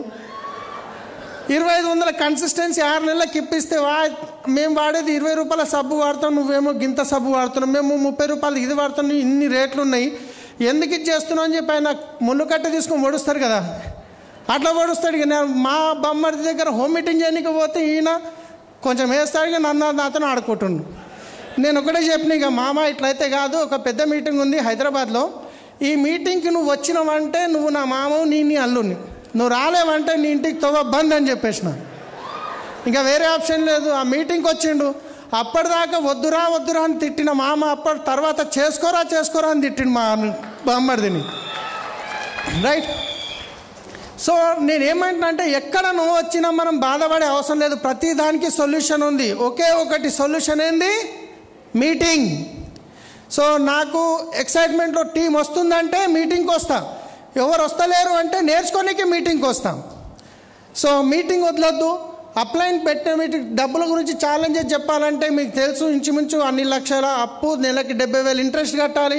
ఇక్కడ కూర్చున్న వాళ్ళు చాలామందికి ఇంచుమించు ఏదో ఒక ఇన్కమ్ ఉంది, ఒకవేళ స్టూడెంట్ అయితే ప్యాకెట్ మనీ అన్న దొరుకుతుంది, అవునా కాదా? నేను బిజినెస్ స్టార్ట్ చేసినప్పుడు ఇన్కమ్ 0, నెలకి 70,000 ఇంట్రెస్ట్ కట్టాలి. నెలకి 70,000, 30 రోజులల్లో 5 రోజులు అప్పులు అడగనిక తిరుగుతుంటే. మళ్ళీ బిజినెస్లో ఒక రూల్ ఉంటుంది, కార్డినల్ రూల్, అప్లైన్ని డబ్బులు అడగొద్దు, డౌన్లైన్ని డబ్బులు అడగొద్దు. మరి ఎవరిని అడగాలి? ఎవరైతే నో అంటారో వాళ్ళని అడుగుతుంటే నో అనడం అంటే నాకు అప్లోడ్ దొరికిండ్రా ఈ నెలకు 70,000 కావాలి నాకు, రైట్. సో అట్లా అన్ని కష్టాల్లో ఉన్న ఇన్కమ్, తినడానికి తిండి లేని పరిస్థితి, పిల్లలకి 500 ఫ్రూట్స్ తెచ్చిన వాడిని 2 సంవత్సరాలు ఫ్రూట్ తినిపించలేకపోయినాం. సో ఒకరోజు బిదర్లో మీటింగ్ చేయడానికి వెళ్ళాను, జేబులో 10 రూపాయలు ఉన్నాయి. మీటింగ్కి పొద్దున ఇంట్లో అన్నం తినేలా, మధ్యాహ్నం అన్నం లేదు, సాయంత్రం 6 గంటలకు అక్కడ మీటింగ్ ఉంది. పైన మీటింగ్ అవుతుంటే కాలు చేతులు వణుకుతున్నాయి. కిందికి వచ్చి చాయ్ ఒక పార్లేజీ బిస్కెట్ తిందామని కిందికి వస్తుంటే నా వెనకాల మా డౌన్ లైన్ వస్తుండు. నేను నువ్వు ఆగు నేను ఇప్పుడే వస్తాను, ఎందుకంటే ఉన్నాయి 10 రూపాయలు, నిన్ను అడగలేను, నీకు పెట్టలేను, నువ్వు ఆగి ఇప్పుడే వస్తాను. కింద పోయి నీళ్ళు తాగి బిస్కెట్ తాగి వచ్చి అలాంటి పరిస్థితుల్లో ఉండి బిజినెస్ చేసినాం. దేవుని దేవాల ఈరోజు మంచి పొజిషన్లో ఉన్నారా లేరా, రైట్. సో చాలా రకాల ఛాలెంజెస్ వస్తాయి. మీరు ఏదైనా కొత్త పని చేసినప్పుడు ఛాలెంజ్ పెరుగుతుంది, ఎందుకంటే భగవంతుడు అనే వాళ్ళు చెక్ చేస్తారు నిజంగా ఆయనకు క్రౌన్ అయ్యే అర్హత ఉందా లేదా, ఆయనకు DUCD అయ్యే అర్హత ఉందా లేదా, రేపు లక్షల మంది నెట్వర్క్ వస్తే ఈయనను వాళ్ళని బ్యాలెన్స్ చేయగలుగుతాడా లేడా అనే టెస్ట్ చేస్తాడు. ఆ టెస్ట్లో కనుక మీరు ఆగిపోయారంటే అక్కడే ఉండిపోతారు, ముందుకెళ్ళిరంటే మీరు DUCD అయ్యి స్టేజ్ మీదకి వస్తారు. సో తర్వాత వచ్చేసి టూల్స్, మనకు అప్లయన్స్ ఏవైతే టూల్స్ ఇస్తారో ఆ టూల్స్ ప్రతి ఒక్కటి ఉండేది ఏం లేదు టూల్స్లలో. గదే 7 గైడ్ లైన్స్ ఉంటాయి, ఫాలోఅప్స్ ఉంటాయి, చేసేది గదే. టూల్స్ అనేటివి ఏంటంటే మనం నోటితో చెప్పే కన్నా ఒక టూల్ రూపంలో ఇస్తే ఇంకొంచెం వాళ్ళకి నాలెడ్జ్ అనేది పెరుగుతుంది. చెప్పింది మనకు గుర్తుండదు, చదువుకుంటే ఎప్పటికప్పుడు గుర్తుంటుంది, ఎవరిలకు నేర్చుకొని చెప్పగలుగుతాం. సో ఇట్లా ప్రతి మీటింగ్ అప్లైన్, ఏ మీటింగ్ పెడితే ఆ మీటింగ్కి వెళ్ళేవాడిని. మీటింగ్ అంటే జ్వరం వచ్చినా ఒక్కరోజు గిట్ట సాగు. నేను వెస్ట్ స్టార్ట్ చేసినాక సండే మీటింగ్ ఒకటి మిస్ అయినా అంటే నిన్ననే అది గిట్ట గృహప్రవేశం ఉంది కాబట్టి ఇప్పటిదాకా మీటింగ్ వదలలే నేను, రైట్. నా డ్రెస్ ఆ రోజు నుంచి ఈ రోజు వరకు, ఇప్పుడు DUCD అయినాక కొన్ని కలర్ షర్ట్లు అప్పుడప్పుడు వేస్తున్నా, కానీ సాగుకు పోయినా దావత్లు అయితే పోలే 2 సంవత్సరాలు. సాగుకు పోయినా, ప్లాన్కు పోయినా, ఎక్కడ పోయినా వైట్ షర్ట్ బ్లాక్ పాయింటే ఉంటుండే, రైట్. అట్లా నేను కమిటెడ్ అయ్యి నిలబడ్డా, చేసుకుంటూ పోయినా, మీటింగ్ వదలలేదు. సో మా వైఫ్ని మీటింగ్లోకి తీసుకెళ్ళాను కాబట్టి ఆమె నాకు సపోర్ట్ చేయడం జరిగింది. ఒకరోజు వికారాబాద్లో మీటింగ్ చేస్తున్నా, సేమ్ టైం ఆఫీస్పేటలో మీటింగ్ ఉండే, వస్తానేమో అనుకుంటే లేట్ అయిపోయింది. మా వైఫ్కి ఫోన్ చేసిన ఇట్లా రావడం లేట్ అవుతుందంటే ఆమె పోయి స్టోర్లో కుర్చీలు వేసి డెమోలు పెట్టి అన్నీ పెట్టిరు, ఎవరో ఒక లీడర్ వచ్చి ప్లాన్ చెప్పారు, మీటింగ్ అయిపోయింది. వైఫ్ని ఇన్వాల్వ్ చేయడం వల్ల మీకు సపోర్ట్ ఉంటుంది. 1+1 ఎంత? 1+1 2 అని మీరు అంటారు, కానీ 11 అంత పవర్ వస్తుంది వైఫ్ సపోర్ట్ చేస్తే. 1+1 అంటే క్యాల్కులేషన్లో 2 అవుతుంది, కానీ 11 రెట్ల పవర్ వస్తుంది వైఫ్ అండ్ హస్బెండ్ కలిసి బిజినెస్ చేస్తే. ఒకవేళ మీరు వైఫ్ ఏం చేస్తుంది, ఈమె బాసనలు తోముతుంది, బట్టలు ఉతుంది, దానికే పనికి వస్తుంది అని చెప్పి మీరు మీటింగ్కి తాలేరు అనుకోండి, పొద్దున పోయి కష్టపడి రాత్రి 11 గంటలకు బ్యాగ్ పట్టుకొని ఇంటికి వచ్చిర్రు, డోర్ తీసి బెల్ కొట్టిర్రు, డోర్ తీసి అయిపోయిందా నీ సభలో మీటింగ్ అంటే కథం ఉన్న గాలంతా బయట అలసట ఉంటుంది. అందుకే మీరు వైఫ్ని సపోర్ట్ తీసుకోండి, లేకపోతే వైఫ్ మీ హస్బెండ్ సపోర్ట్ లేకుంటే హస్బెండ్ని సపోర్ట్ తీసుకోండి, ఇంకా బాగా చేయగలుగుతారు. సో ఏ ప్లాన్కి పోయినా ఖచ్చితంగా మనం డెమో చూపించాలి, ప్రోడక్ట్ ఎంట పెట్టుకొని పోవాలి. నేను ప్రోడక్ట్ పట్టుకోపోను, నేను ప్లాన్ చెప్పిన తర్వాత ఆయన ఎక్సైటెడ్ ఉన్నాడు, ఓకే నేను చేస్తాను అనుకోండి, రేపు పొద్దున్న పలానా స్టోర్కి రాని పిలుచుకొని పోతాం. ఆ స్టోర్ అయినా దగ్గర సామాన్ ఉండకపోవచ్చు, లేదన్నా లీవ్ ఉండొచ్చు, ఈయనకి ఏదైనా పని రావచ్చు, ఆడికి ఇక ఆ రోజుకి ఇక మళ్ళీ ఫోన్ ఎత్తాడు. ఇక ప్రోడక్ట్ దగ్గర ఉంటే ఎంబడే తీసేసి స్టోర్కి ఫోన్ చేసి ఈ ప్రోడక్ట్ ఇచ్చి పైసలు తీసుకొని ఏదో స్టోర్ ఫోన్ చేసి బిల్ చేపించి ఇగో యాప్ ఓపెన్ చేసి ఇగో నీ PV వచ్చేసినాయి అని చెప్పేస్తే ఇమ్మీడియట్లీ కథం అయిపోయింది కదా. కావాల్సి మనమే వాళ్ళని రెడీ ఉన్న వాళ్ళని లేట్ చేస్తాం. ప్రోడక్ట్ మీతో పాటు కొన్ని ఉంటే కొందరు చూస్తారు, టచ్ అండ్ ఫీల్ చేస్తారు, కాబట్టి ఖచ్చితంగా ప్రోడక్ట్ పెట్టుకొని వెళ్ళాలి. సో ఫస్ట్ ఎప్పుడే కానీ 1-to-1 మీటింగ్ చేసిన తర్వాత నెక్స్ట్ ఏం చేస్తానంటే, సపోజ్ ఇక్కడ ఒక వ్యక్తి ఉన్నారు, ప్లాన్ చెప్పిన నెక్స్ట్ వాళ్ళ ఇంటికాడ ఒక హోమ్ మీటింగ్ చేస్తాం. మీ ఇంటి చుట్టుపక్కల ఉన్న 4గురిని పిలుచుకుంటే నేను ఒక హోమ్ మీటింగ్ చేస్తా అని చెప్పేసి అట్లా హోమ్ మీటింగ్ చేసిన తర్వాత ఆ 4 నుంచి ప్రతి వారం ఫిక్స్ చేస్తాం. 4 నుంచి 6 మంది, 6 నుంచి 8, 8 నుంచి 4 కావచ్చు. మళ్ళీ అట్లా మెల్లమెల్లగా 10, 15, 20 మంది దాకా పెరిగింది అనుకోండి, ఏదైనా చిన్న హాల్కి షిఫ్ట్ చేస్తాం. ఆ హాల్ నుంచి మళ్ళీ ప్రతి వారం చేస్తూ పెద్దగా అయితే దాన్ని 100 మంది, 200 మంది హాల్ బుక్ చేసి అట్లా పెంచడం జరుగుతుంది. సో కాబట్టి మనం 1-to-1 మీటింగ్ చేయాలి, ఆ తర్వాత హోమ్ మీటింగ్ చేయాలి, ఆ తర్వాత మనం సండే అప్లైన్ పెట్టి మీటింగ్కి వెళ్ళాలి. ఆ తర్వాత పెద్ద పెద్ద బూట్ క్యాంప్స్ ఉన్నప్పుడు ఖచ్చితంగా వాళ్ళని అక్కడికి ఇన్వైట్ చేస్తే 100% వాళ్ళు నిలబడతారు. రైట్. సో ఇక్కడ అగ్రి ట్రైనర్తో ఇక్కడ నాకు అంతకుముందు అగ్రి గురించి ఎలాంటి నాలెడ్జ్ లేకుండే, కానీ ఒక మీటింగ్కి వెళ్ళి ట్రైనింగ్ నేర్చుకొని ఇంప్లిమెంట్ చేసి ఈరోజు మీకు తెలుసు అగ్రిలో ఎంత మంచి బిజినెస్ జరుగుతుందో తెలంగాణ, ఏపీలో. సో ఎప్పుడే కానీ మీటింగ్ పోయినప్పుడు డైరీ పట్టుకొని పోవాలి, అక్కడ నేర్చుకోవాలి, ఇంప్లిమెంట్ చేయాలి. మళ్ళీ వచ్చిన తర్వాత ఫీల్డ్ వర్క్ చేయాలి. నేను నేర్చుకున్న నాలెడ్జ్ ఇక్కడనే పెట్టుకుంటా అంటే కాదు, మనం ఫీల్డ్కి వెళ్ళి పని చేస్తేనే మనకు ఎక్స్పీరియన్స్ వస్తుంది. తర్వాత మీటింగ్లకు ఈ విధంగా మేము ప్రమోట్ చేసేవాళ్ళము. సో ఏ మీటింగ్ కానీ సో ఇక్కడ ఒక ఎగ్జాంపుల్ చూపిస్తాను మీకు. ఇప్పుడు ఇక్కడ ఉన్న వ్యక్తి, నేను డియూసిడి అయిపోయినా కదా, నేను డైమండ్లో ఉన్నప్పుడు వీళ్ళు ఉన్నారు నలుగురు, ఇక్కడిద్దరు కదా, ఇక్కడ ముగ్గురు, ఇక్కడిద్దరు. సో ఇప్పుడు ఈ టైంలో వాళ్ళు ఏ లెవెల్ ఉండొచ్చు చెప్పగలుగుతారు వాళ్ళను? నేను డియూసిడి ఉన్నా, నాతో పాటు జర్నీ చేసిన వాళ్ళు ఏ లెవెల్లో ఉండొచ్చు? ఒక్కరు గిట లేరు. అట్లా అని చెప్పేసి నేను ఎందుకు చెప్తున్నా అంటే, మన టీంలో ఎవరన్నా ఒక వ్యక్తి పోయిందంటే అబ్బా అయిపోయింది నా పని అని కూర్చుంటాం. ఒకవేళ అట్లా పోతుర్రు అంటే అది సక్సెస్ యొక్క ప్రాసెస్. టెన్షన్ పడకండి. మనం ఇక్కడ నుంచి ఢిల్లీ ప్రయాణం మొదలు పెట్టినామంటే మనతో పాటు ఎవరైతే ట్రైన్లో కూర్చుంటారో వాళ్ళందరూ ఢిల్లీకి వస్తారా? కొందరు మధ్యన దిగిపోతారు, కొందరు కొత్త వాళ్ళు ఎక్కుతారు, కొందరు దిగిపోతారు, కొందరు కొత్త వాళ్ళు ఎక్కుతారు. మీరు గిట్ట బిజినెస్ స్టార్ట్ చేస్తారు, కొందరు వస్తారు మిమ్మల్ని గోల్డ్ చేస్తారు, కొందరు వస్తారు మిమ్మల్ని స్టార్ చేస్తారు, కొందరు వస్తారు క్రౌన్ చేస్తారు, కొందరు వస్తారు డీసీడీ చేస్తారు, కొందరు వస్తారు డియూసీడీ చేస్తారు. మన కమిట్మెంట్తో ముందుకు వెళ్తూనే ఉండాలి. వచ్చేటోళ్ళు వస్తారు, పోయేటోళ్ళు పోతారు, దాని గురించి టెన్షనే లేదు. ఒకవేళ ఎవరైనా పోయిరు అంటే నో ప్రాబ్లం, మా ఇంట్లోకి కొంచెం చెత్త కాలైపోయింది అనిపిస్తుంది నాకు. ఎవరన్నా వచ్చి పక్క కంపెనీకి గుంజుకొని పోయిండు అన్న, నాకు మంచి పని అయిపోయింది, ఇప్పుడే పోయిండు, పెద్దగా అయినాక పోతే కష్టమవుతుండే అనిపిస్తుండే. మంచి పని చేసినావు, థ్యాంక్ యూ నాయన, నా ఇంట్లో చెత్త ఖాళీ చేసినావు, నేను ఇప్పుడు కమిట్మెంట్ వాళ్ళతో పని చేస్తా అని చెప్పేసి ఇంకా ఎక్సైటెడ్ అయి పని చేసేవాడిని. సో పోతురని బాధపడే అవసరం లేదు. ఎవరి అదృష్టంలో అట్లుంటే అట్లనైతే అది ఉంటుంది. మన కమిట్మెంట్, మన డ్రీమ్ పెట్టుకొని పని చేయాలి. సో ఈ విధంగా మీటింగ్లకు వెళ్ళే వాళ్ళం. ఇక్కడ చూస్తే మా ఫ్రెండ్ చెప్పిన కదా, ప్రాణమైన అయ్యనికే రెడీ ఉన్న ఫ్రెండ్ ఆధార్ కార్డు ఇవ్వలేడని చెప్పి ఢిల్లీ మీటింగ్ పట్టుకొని పోయినా. ఆ రోజు చూస్తున్నారు ఇక్కడ పక్కన కూర్చున్నారు. సో ఈరోజు ఆయన ఇన్కమ్ డిసైడ్ అయిపోయాడు. ఇక్కడ చూస్తే ఇట్లా విఎల్సి కంపెనీ మీటింగ్, ఏ మీటింగ్ ఉన్నా వదిలేదు కాదు. ప్రోడక్ట్ నాలెడ్జ్ గిట్ట అంతే ఇంపార్టెంట్. రైట్. ఈ విధంగా మేము ఆ టైంలో హైదరాబాద్లో నేను బిజినెస్ స్టార్ట్ చేసినప్పుడు ఏప్రిల్ 2017 హైదరాబాద్ మొత్తంలో ఒకే ఒక స్టోర్ ఉండే. నేను హఫీజ్పేట్లో ప్లాన్ చెప్పిన తర్వాత ప్రోడక్ట్ ఎక్కడ తీసుకోవాలి, సబ్ అయిపోతే సికింద్రాబాద్ పోవాలన్నా, పేస్ట్ అయిపోతే సికింద్రాబాద్ పోవాలన్నా అని క్వశ్చన్లు వస్తున్నాయి. ఏం చేయాలో అర్థం కాలేదు. ఎట్లా నిండా మునిగితే సలున్నది అంటారు కదా, ఎట్లా అప్పు అయ్యింది. ఇంకొక 1 లక్ష అప్పు తీసుకున్నా, సికింద్రాబాద్ ఆఫీస్ పోయిన 1 లక్ష రూపాయలు బిల్ కొట్టించి అదే ఆఫీస్లో తీసుకొచ్చి ఒక ర్యాక్ కొనుక్కున్న 8,000కి ప్రోడక్ట్ అంటే అది ఇంట్లో పెట్టిన. ఎవరికి ప్లాన్ చెప్పి ఏడా స్టోర్ అంటే హఫీజ్పేటలో ఉన్నది, పో ఆడ కూర్చొని బిల్ రాపించుకో, నువ్వు ప్రోడక్ట్ తెచ్చుకో, 3 రోజులలో నీకు బిల్ వస్తుంది అని చెప్పేసి 3 రోజులకు ఒకసారి పోయి సికింద్రాబాద్ హెడ్ ఆఫీస్లో బిల్స్ కొట్టించి తీసుకుపోయి వాళ్ళకి ఇచ్చేది. ఆ తర్వాత స్టోర్లు పెరుగుతున్నాయి మీకు తెలిసిందే. అట్లా అని చెప్పి ఈరోజు మీరు 1 లక్ష రూపాయలు కొనాల్సిన పని లేదు. ఈరోజు మస్తు స్టోర్లు అయినాయి. మీకు ఎప్పుడు మీ దగ్గర ఒక 10-15 వేల స్టాక్ ఉందనుకోండి, మీకు బిజినెస్ చేయడం ఈజీ అవుతుంది. రైట్. సో అట్లా అని చెప్పి దీనివల్ల నాకు యూజ్ అయిపోయింది. తర్వాత ఇక మనం ఎవరెవరికి చెప్పాలనో మనము ఫోన్లో మాత్రం బిజినెస్ చెప్పొద్దు. ఫోన్లో బిజినెస్ చెప్పినామనుకోండి ఇక వాళ్ళు ఫోన్ లేపరు.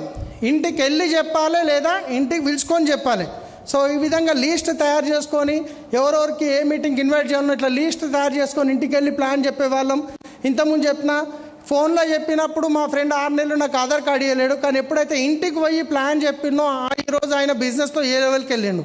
సో ఇది మీ శ్రీనివాస్ గారు గుర్తుపడతారు కదా, డియూసీడీ వాళ్ళ ఇంట్లో ఫస్ట్ టైం మీటింగ్ చెప్పడానికి వెళ్ళినప్పుడు ఫోటో బాడీ పాలిష్ డెమో చేస్తుంటాం, అప్పుడు ఆ స్మెల్ చూస్తున్నాడు. రైట్. సో ఆ తర్వాత నెక్స్ట్ హోమ్ మీటింగ్ పిలిచాను హఫీజ్పేట్లో. ఆ తర్వాత ఆ రోజు మేము ప్లాన్ చెప్పేటప్పుడు చాలామంది అనిపిస్తుంది ఈయన నిజంగా ఇలా బెంచ్ తీసుకొని వచ్చాడు అనుకుంటా, కానీ ఆ రోజు 2 వీలర్ల మీద వెళ్ళి ప్లాన్ చెప్పేవాళ్ళము. ఆ రోజు ఫోటోలు తీసి పెట్టుకున్న, ఒకరోజు నేను డియూసీడీ అయ్యి వేరే వాళ్ళకు విత్ ప్రూఫ్తో పాటు చూపిస్తాను చెప్పేసి. 100% కమిట్మెంట్ ఉంటేనే బిజినెస్లో సక్సెస్ అవుతాం. వస్తుందో రాదో అంటే మాత్రం సక్సెస్ వస్తుంది, నేను చేసి చూపిస్తాను. మీ లోపల గట్టి ఏమంటారు మన నిర్ణయం ఉంటే కనుక దృఢత్వంతో పనిచేస్తే 100% సక్సెస్ అవుతాం.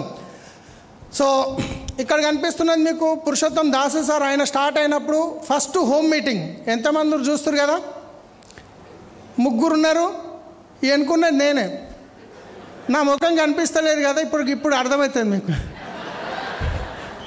సో ఆ రోజు ఒక వ్యక్తితో స్టార్ట్ చేసి ఈరోజు ఎంతోమంది పెద్ద పెద్ద మీటింగ్లు అవుతున్నాయి. ఎప్పుడే కానీ ఒక్క అడుగుతోనే ప్రయాణం స్టార్ట్ అవుతుంది.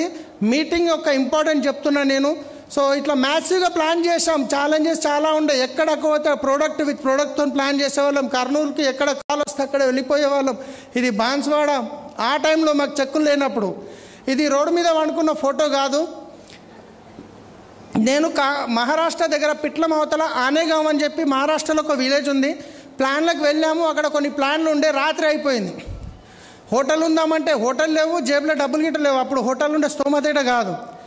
ఎవరింటికైతే ప్లాన్ చెప్పడానికి పోయినామో వాళ్ళ దగ్గరనే వాళ్ళ ఇల్లు మీద ఒక మెత్త ఒక దుప్పటి తీసుకొని దాని మీద ఎక్కడికి మెట్లు గిట్ట లేవు. ఆ పలిగిపోయిన గోడ మీదకే ఎక్కినాం. చూస్తురు కదా, ఎక్కి రాత్రి వండుకున్నాం. తెల్లారి పొద్దున్న లేచేటప్పుడు సెల్ఫీ తీసుకున్న. ఒకరోజు నేను డియూసీడీ అయిన తర్వాత ఈ ఫోటో చూపిస్తాను చెప్పేసి. సో అదే ఆ స్లాబ్కి రేలింగ్ గిట్ట లేదు, బొలితే చెల్లెనే పడతాం మళ్ళా. సో ఎందుకు చెప్తున్నా అంటే ఈ చిన్న చిన్న అని పట్టించుకోవద్దు. మనం ఎప్పుడే కానీ పెద్ద యుద్ధం గెలవాలంటే చిన్న చిన్న గొడవల్ని ఓడిపోవాలి. మనం పెద్ద యుద్ధం గెలవనికపోతున్నాం. Yes or no? సో చిన్న చిన్నవి ఏమైనా ఉంటే పట్టించుకోవద్దు. అప్ లైన్ ఇట్లా అన్నాడు, డౌన్ లైన్ ఇట్లా అన్నాడు, ఆయన ఎక్కువ మాట్లాడిండి, నా తక్కువ మాట్లాడి వదిలేయండి. నా గోల్ ఏంది, నేను డియూసీడీ విఎంసీ కావాలి, మన టీంలో డియూసీడీ విఎంసీలను చేయాలి. అదే టార్గెట్ పెట్టుకోండి. చిన్నగా అయిపోతాయి ఈ ప్రాబ్లమ్స్ అనేటివి. సో అట్లా ఫీల్డ్ వర్క్ చేసేవాళ్ళం ఆ రోజు. సో ఇది గజ్వేల్ ఏరియాలో స్టార్టింగ్లో మేము చేసినప్పుడు ఫోటోలు ఇవి. ఆయన శ్రీనివాస్ గారు, ఆయన అశోక్ గారు, ఈయన సింహాచారి గారు, ఇట్లా ఫీల్డ్ వర్క్ చేసేవాళ్ళం. నేను గజ్వేల్లో ఒక 6 నెలలు కష్టపడి మెగా సీవ్ అని చెప్పి పోస్టర్ రేజ్ చేస్తే 25 మంది లేరాడం. అయినా నేను కన్సిస్టెన్సీగా చేసుకుంటూ పోయిన. ఆయన కుల్కర్ణి సార్ మా అప్లైన్. సో ఆ రోజు ఫోటోలు తీసుకుంటాము. తర్వాత మేము కన్సిస్టెన్సీగా చేసుకుంటూ పోవడం వల్ల వచ్చిన రిజల్ట్ మీరు చూస్తున్నారు. గజ్వేల్లో మీటింగ్ ఇది కూడా గజ్వేల్ మీటింగే. ఒకప్పుడు పెద్ద మీటింగ్ చేస్తే మనుషులు రాలేరు, కానీ చేసుకుంటూ పోవడం వల్ల రిజల్ట్ ఎట్లా వస్తుంది, కమిట్మెంట్గా కన్సిస్టెన్సీగా వర్క్ చేస్తే 100% రిజల్ట్ వస్తుంది. రైట్. సో ఇంకొక ఎగ్జాంపుల్ చెప్తాను. ఈయన బెంగళూరు నుంచి ఫోన్ చేసిండు. సార్ యూట్యూబ్లో చూసినా, నేను బిజినెస్ చేయాలనుకుంటున్నాను, నేను సాఫ్ట్వేర్ నేను స్టార్ట్ చేస్తా అని చెప్పి ఆధార్ కార్డు పంపించిండు. చేసిన 2 రోజుల తర్వాత బెంగళూరులో ఒక మీటింగ్ ఉండే. అరే ఆ మీటింగ్లో పోయి కనెక్ట్ చేస్తే నేను నిలబడిపోతాడు కదా అని చెప్పి ట్రైన్ టికెట్ బుక్ చేసుకున్నాను. నేను గిట్ట వస్తున్నా, మీటింగ్కి రమ్మంటే వస్తా అని చెప్పిండు. శనివారం రోజు ట్రైన్ బయలుదేరుతుంది. ఒకరోజు ముందు టికెట్ బుక్ చేస్తే టికెట్ కన్ఫర్మ్ కాలేదు. సో ఏం చేయాలి అని చెప్పి వెళ్ళిపోయినా. స్టేషన్లో కూర్చున్నా. ఈ మీటింగ్ ఉండే కాచిగూడ స్టేషన్లో కూర్చున్నా. ఆ తర్వాత ట్రైన్లు ఎక్కినా. టీటీకి 200 ఇస్తే ఏదో ఒక దగ్గర సీటు ఇవ్వకపోతాడని. కానీ అందులోకి ఎక్కినాక కాలు పెట్టినాక జాగలేదు. అట్లుంది పరిస్థితి. టికెట్ ఇవ్వలేడు. దిగిపోను, జనరల్కి అన్నాడు ఆయన అడిగితే. ఇక ఏం చేయాలి, రాత్రి 12 అవుతుంది. అందరూ వండుకొని గురకలు కొడుతున్నారు. నేను ఇక బాత్రూమ్ కాడ పక్కన ఒక డోర్ బంద్ చేసి ఉంటుంది. ఆడ తీసుకుపోయిన బ్యాగ్లో దుప్పటి సగం కింద పడిచి సగం మీద కప్పుకొని పండుకొని పోయినాం. డైమండ్ లెవెల్లో 70,000 ఇన్కమ్ ఉంది అప్పుడు నాది. నేను డైమండ్ గీడ వండుకుంటున్నా అని చెప్పి ఇంటికి పోవచ్చు, కానీ ఈరోజు ఈడ ఉండకపోతుంటే. సో చిన్నవి ఓడిపోవాలి, ఏం ప్రాబ్లం లేదు. నేను లాంగ్ విజన్, రేపు నా 5 సంవత్సరాల తర్వాత నా లైఫ్ ఎలా ఉండబోతుంది దాన్ని గుర్తు చేసుకుంటే ఇవన్నీ ఏం కనిపించాయి మనకు. ఆ రోజు ఎవరు నన్ను గుర్తుపట్టారు, కానీ ఈరోజు చాలామంది గుర్తుపడతారు. ఎందుకంటే మనం త్యాగం చేయాలి, కొంచెం సాక్రిఫైస్ చేయాల్సి ఉంటుంది. రైట్. తర్వాత వచ్చేసి ఇంకొకటి చూడండి, ఇది చాలా మీకు కామెడీ వస్తుందా ఏమైతే తెలియదు. తాండూరు అవతల దోమాన విలేజ్ ఉంటుంది. అక్కడ పోయి ప్లాన్ చెప్పనీకి పోతే ఆయన ఏం చేసిండు, మన వినాయకుడిని కూర్చోబెట్టే అది ఉంటుంది కదా మండపము, ఓపెన్ ఉంది. అక్కడ కూర్చున్నట్టు ప్లాన్ చెప్పమన్నాడు. ఒక 10 మంది కూర్చున్నారు. ప్లాన్ చెప్తున్నా. వెస్టీజ్ కార్ బుక్ ఉండే దొడ్డుది నల్లది చూపిస్తున్నా. 2 బైక్ మీద వచ్చిర్రు. ప్లాన్ అయిపోయినాక కార్ బుక్ చూపెట్టేటప్పుడు వచ్చిర్రు. వాళ్ళు చూసిర్రు, ఏమో కార్లు అంటుండ్రు, బెంజ్ కార్లు అంటారు, అది అంటారు. చక్కగా 100కు ఫోన్ చేసిండు పోలీసు వాళ్ళకి. సార్ ఇంతకుముందు ఊర్లకు ఇట్లనే చెప్పి కార్లు అన్నారు, లక్షలు అన్నారు, ఊరిని దోసుకొని వేరు దొంగలు మళ్ళీ వచ్చిర్రు సార్, పట్టుకున్న తొందరగా రండి అని చెప్పి ఫోన్ చేసిండు. వాళ్ళకి పట్టించిండు. నేను మా 2 ఫ్రెండ్లు పోలీస్ స్టేషన్ తీసుకుపోయి. ఇక పోలీసు వాళ్ళ లాంగ్వేజ్ ఎట్లుంటుందో తెలిసిందే. ఏమరా ఎక్కడికైనా వచ్చినవరా, ఏమరా, ఇక తిట్టుడు స్టార్ట్ చేసి కూర్చుని పెట్టి మా పక్కనున్న ఫ్రెండ్కి ఇట్లా వాళ్ళు లోపల కొట్టుకుంటుంది, ఎవరు తీసుకుపోతారు ఇడికేనని చెప్పేసి నేనేం చేసిన అంటే, సార్ నాకు ఒక 5 నిమిషాలు టైం ఇవ్వండి, నేను చెప్పేది విన్న తర్వాత నన్ను తప్పు ఉంటే లోపల వేసేయండి, లేకుంటే పర్వాలేదు అని చెప్పిన. సరే అని చెప్పి నలుగురికి చుట్టూ కూర్చుని పెట్టుకొని ప్లాన్ చెప్పి ఫ్లెక్సైల్ డెమో చూపించిన. నలుగురు జాయిన్ అయిపోయారు.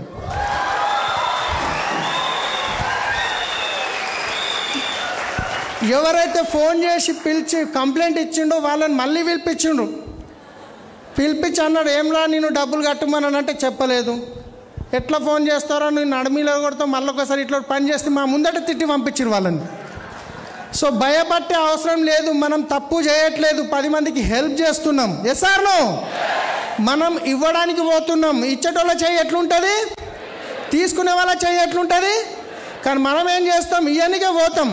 ఆడికి పోయినాక ఇదేం కంపెనీ మస్తు చూసినాం, మా తమ్ముడు చేసిండు, బొమ్మడు చేసిండు, బేకార్ అనగానే మనం తీసుకొని వస్తాం.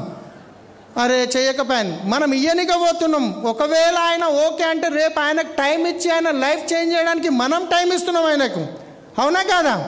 కాబట్టి నో అన్న టెన్షన్ పడొద్దు. మనం ఇచ్చేవాళ్ళు ఎప్పుడే కానీ అట్లా గర్వంగా చెప్పొద్దు, మనం ఉన్నది చెప్తున్నాం, మనకు ఎవరు మోసం చేయట్లేం, రైట్? సో ఇట్లా నేను పని చేయడానికి పోయినప్పుడు ఛాలెంజెస్ పెరుగుతాయి అని చెప్పడానికి ఎగ్జాంపుల్ చూపిస్తున్నాం. అయ్యో నన్ను తీసుకుపోయి పోలీస్ స్టేషన్లో కూర్చోబెట్టారు, రేపటి సంది నేను వెస్టేజ్ చేయ అంటే వాళ్ళు చెప్పడంలో తప్పులేదు, కానీ నా నిర్ణయం తప్పు అవుతుండే. Yes or no?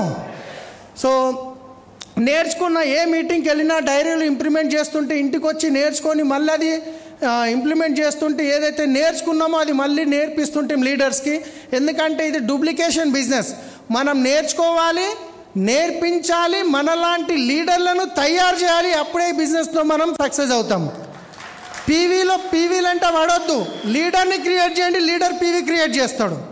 ఈయన జాయిన్ అయితే 100 పీవీ వస్తుంది అనుకుంటే మనం పాపం కట్టుకుంటున్నాం. అరే ఈయన జాయిన్ కావాలి, నాకు ₹1,00,000 ఇన్కమ్ రావాలి, వీళ్ళ భార్య పిల్లలు మర్సిడీస్ బెంజ్లో తేవాలి, దేవుడా నేను చెప్పేది వీళ్ళకి అర్థమయ్యే శక్తి నువ్వు, నేను చెప్పేది వాళ్ళకి అర్థమయ్యేటట్టు చెప్పే శక్తి నాకి అని మీరు ప్రేయర్ చేసి ప్లాన్ చెప్పండి, 100% సక్సెస్ అవుతారు. కానీ నాకు 100 పీవీ వస్తుంది అనుకుంటే మళ్ళీ అక్కడ పాపం చేస్తున్నట్టే మనం. సో మరి అచీవ్మెంట్ ఏంది అంటే కనుక ఒక హోండా ఇమేజ్ కార్ తీసుకున్నాం, దాంతోపాటు రీసెంట్గా మర్సిడీస్ బెంజ్ కార్ తీసుకున్నాం.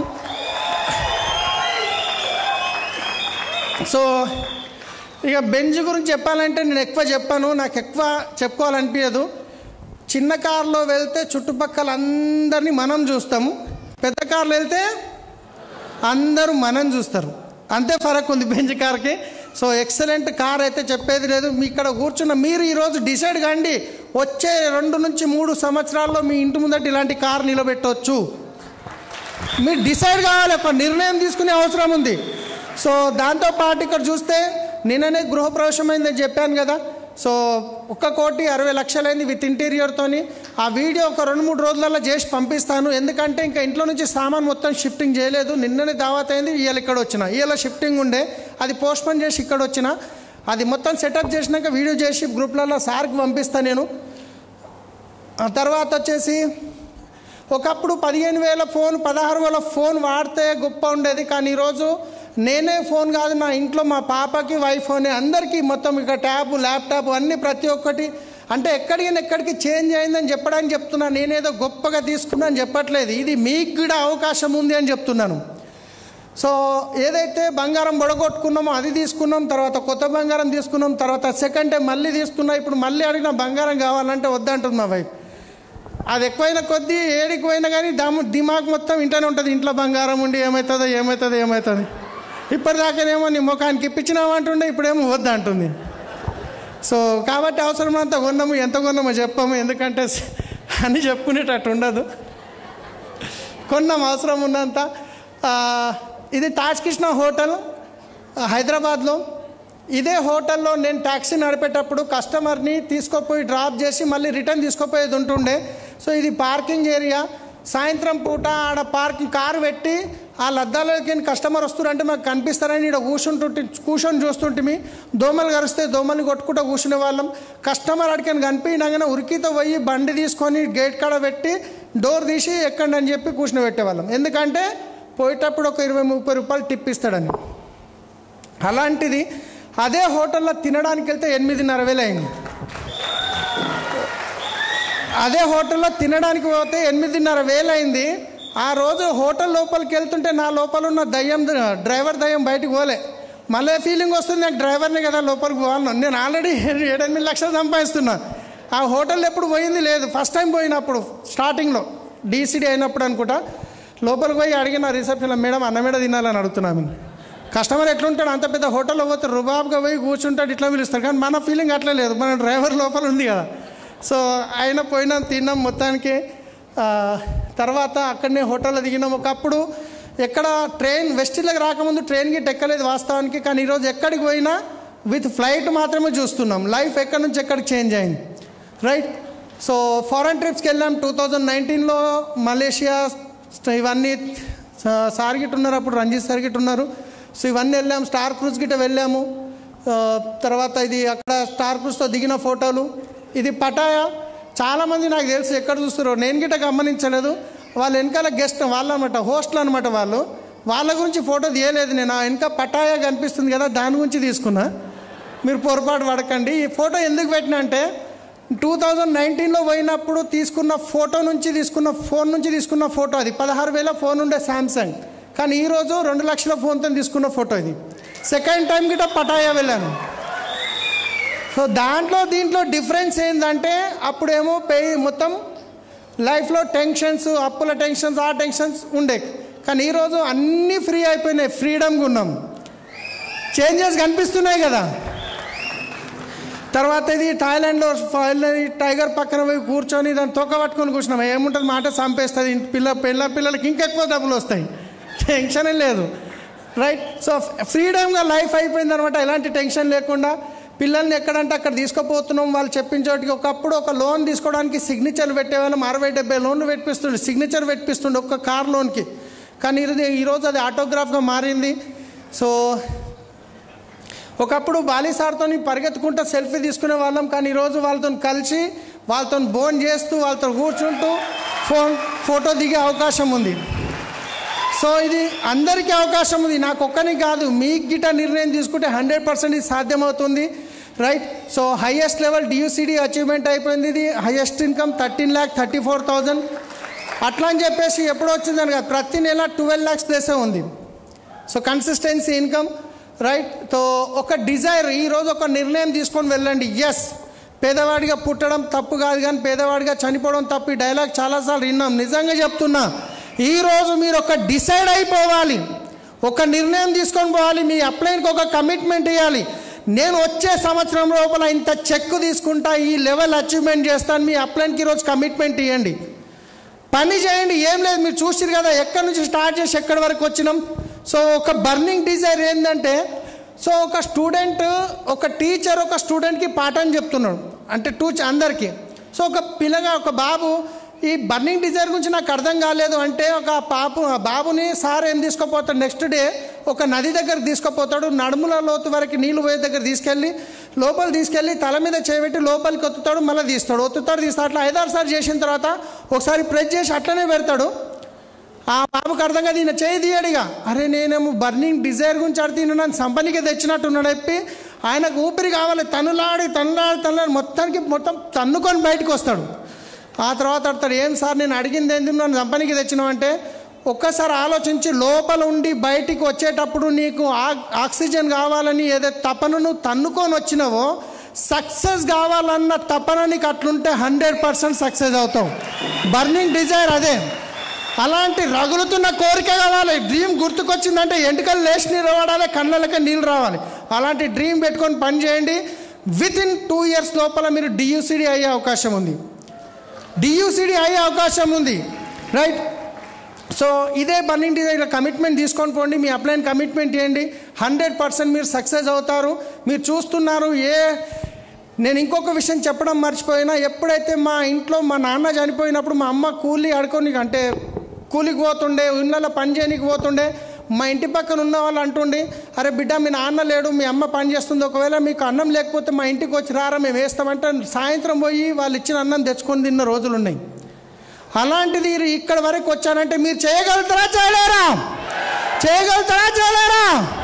So I'm going DUCD. మీరందరూ అనాలి ఇప్పుడు, I'm going DUCD, I'm going VMCM, I am going DUCD. I am going MCM. So thank you so much. Wish you well. All the best. Back to host.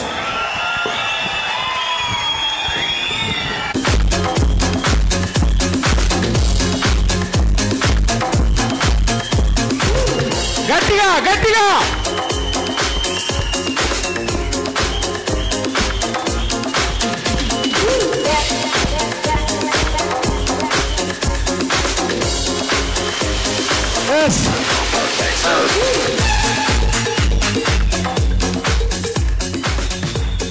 చూడండి, ఈరోజు మన తెలంగాణ భారతదేశంలో చాలామంది లక్షాధికారులు కోటీశ్వరులు ఉండొచ్చు. ఎవరు వాళ్ళ సీక్రెట్ చెప్పరు. ఇలా నేను తయారయ్యాను, ఒక పేదరికం నుంచి వచ్చాను ఎవరు చెప్పరండి. అవునా కాదా? సో ఎంతసేపు అందరు తీసుకోవడానికి చూస్తారు తప్ప ఇవ్వడానికి చూడరు. నిన్న గృహప్రవేశం అయ్యి ఇంట్లో గెస్ట్ ఉన్నా కూడా మన దగ్గరికి వచ్చారు. బట్ చాలామంది ఇప్పుడే వెళ్ళిపోవడానికి ప్రయత్నం చేస్తున్నారు. సో ఎవరైతే ఇప్పుడు next silver gold directors recognitions 6 చేతుల మీదకి అవుతుంది. దానికి మీరు క్లాప్స్ కొట్టినట్టయితే మీరు కూడా VMCM అవుతారు. సో వెళ్ళిపోయే వాళ్ళకి పక్కనే ఫుడ్ ఉంది, ఏం ప్రాబ్లం లేదు, భోజనం కూడా చేసి వెళ్తాం. సరేనా? ప్రశాంతం కూర్చోండి, అందరు కూర్చోండి. జస్ట్ ఒక 10 minutes, 10 నిమిషాలు. ఫ్లవర్స్ ఇచ్చేయండి. ఒకసారి సలీం సార్ గ్రాండ్ క్లాప్స్ జోరుగా. ఒక గృహప్రవేశాన్ని కూడా కూర్చోండి ప్లీజ్, అందరు కూర్చోండి. సార్ కూర్చోండి, అందరికి కూర్చోండి ప్లీజ్. సార్ వాలంటీర్స్ అందరు కూర్చోబెట్టాలి, ఎవరు బయటికి వెళ్ళకూడదు. ఇంకా సెషన్ క్లోజ్ అవ్వలేదు. సో రికగ్నిషన్ పార్ట్ ఉంది సార్.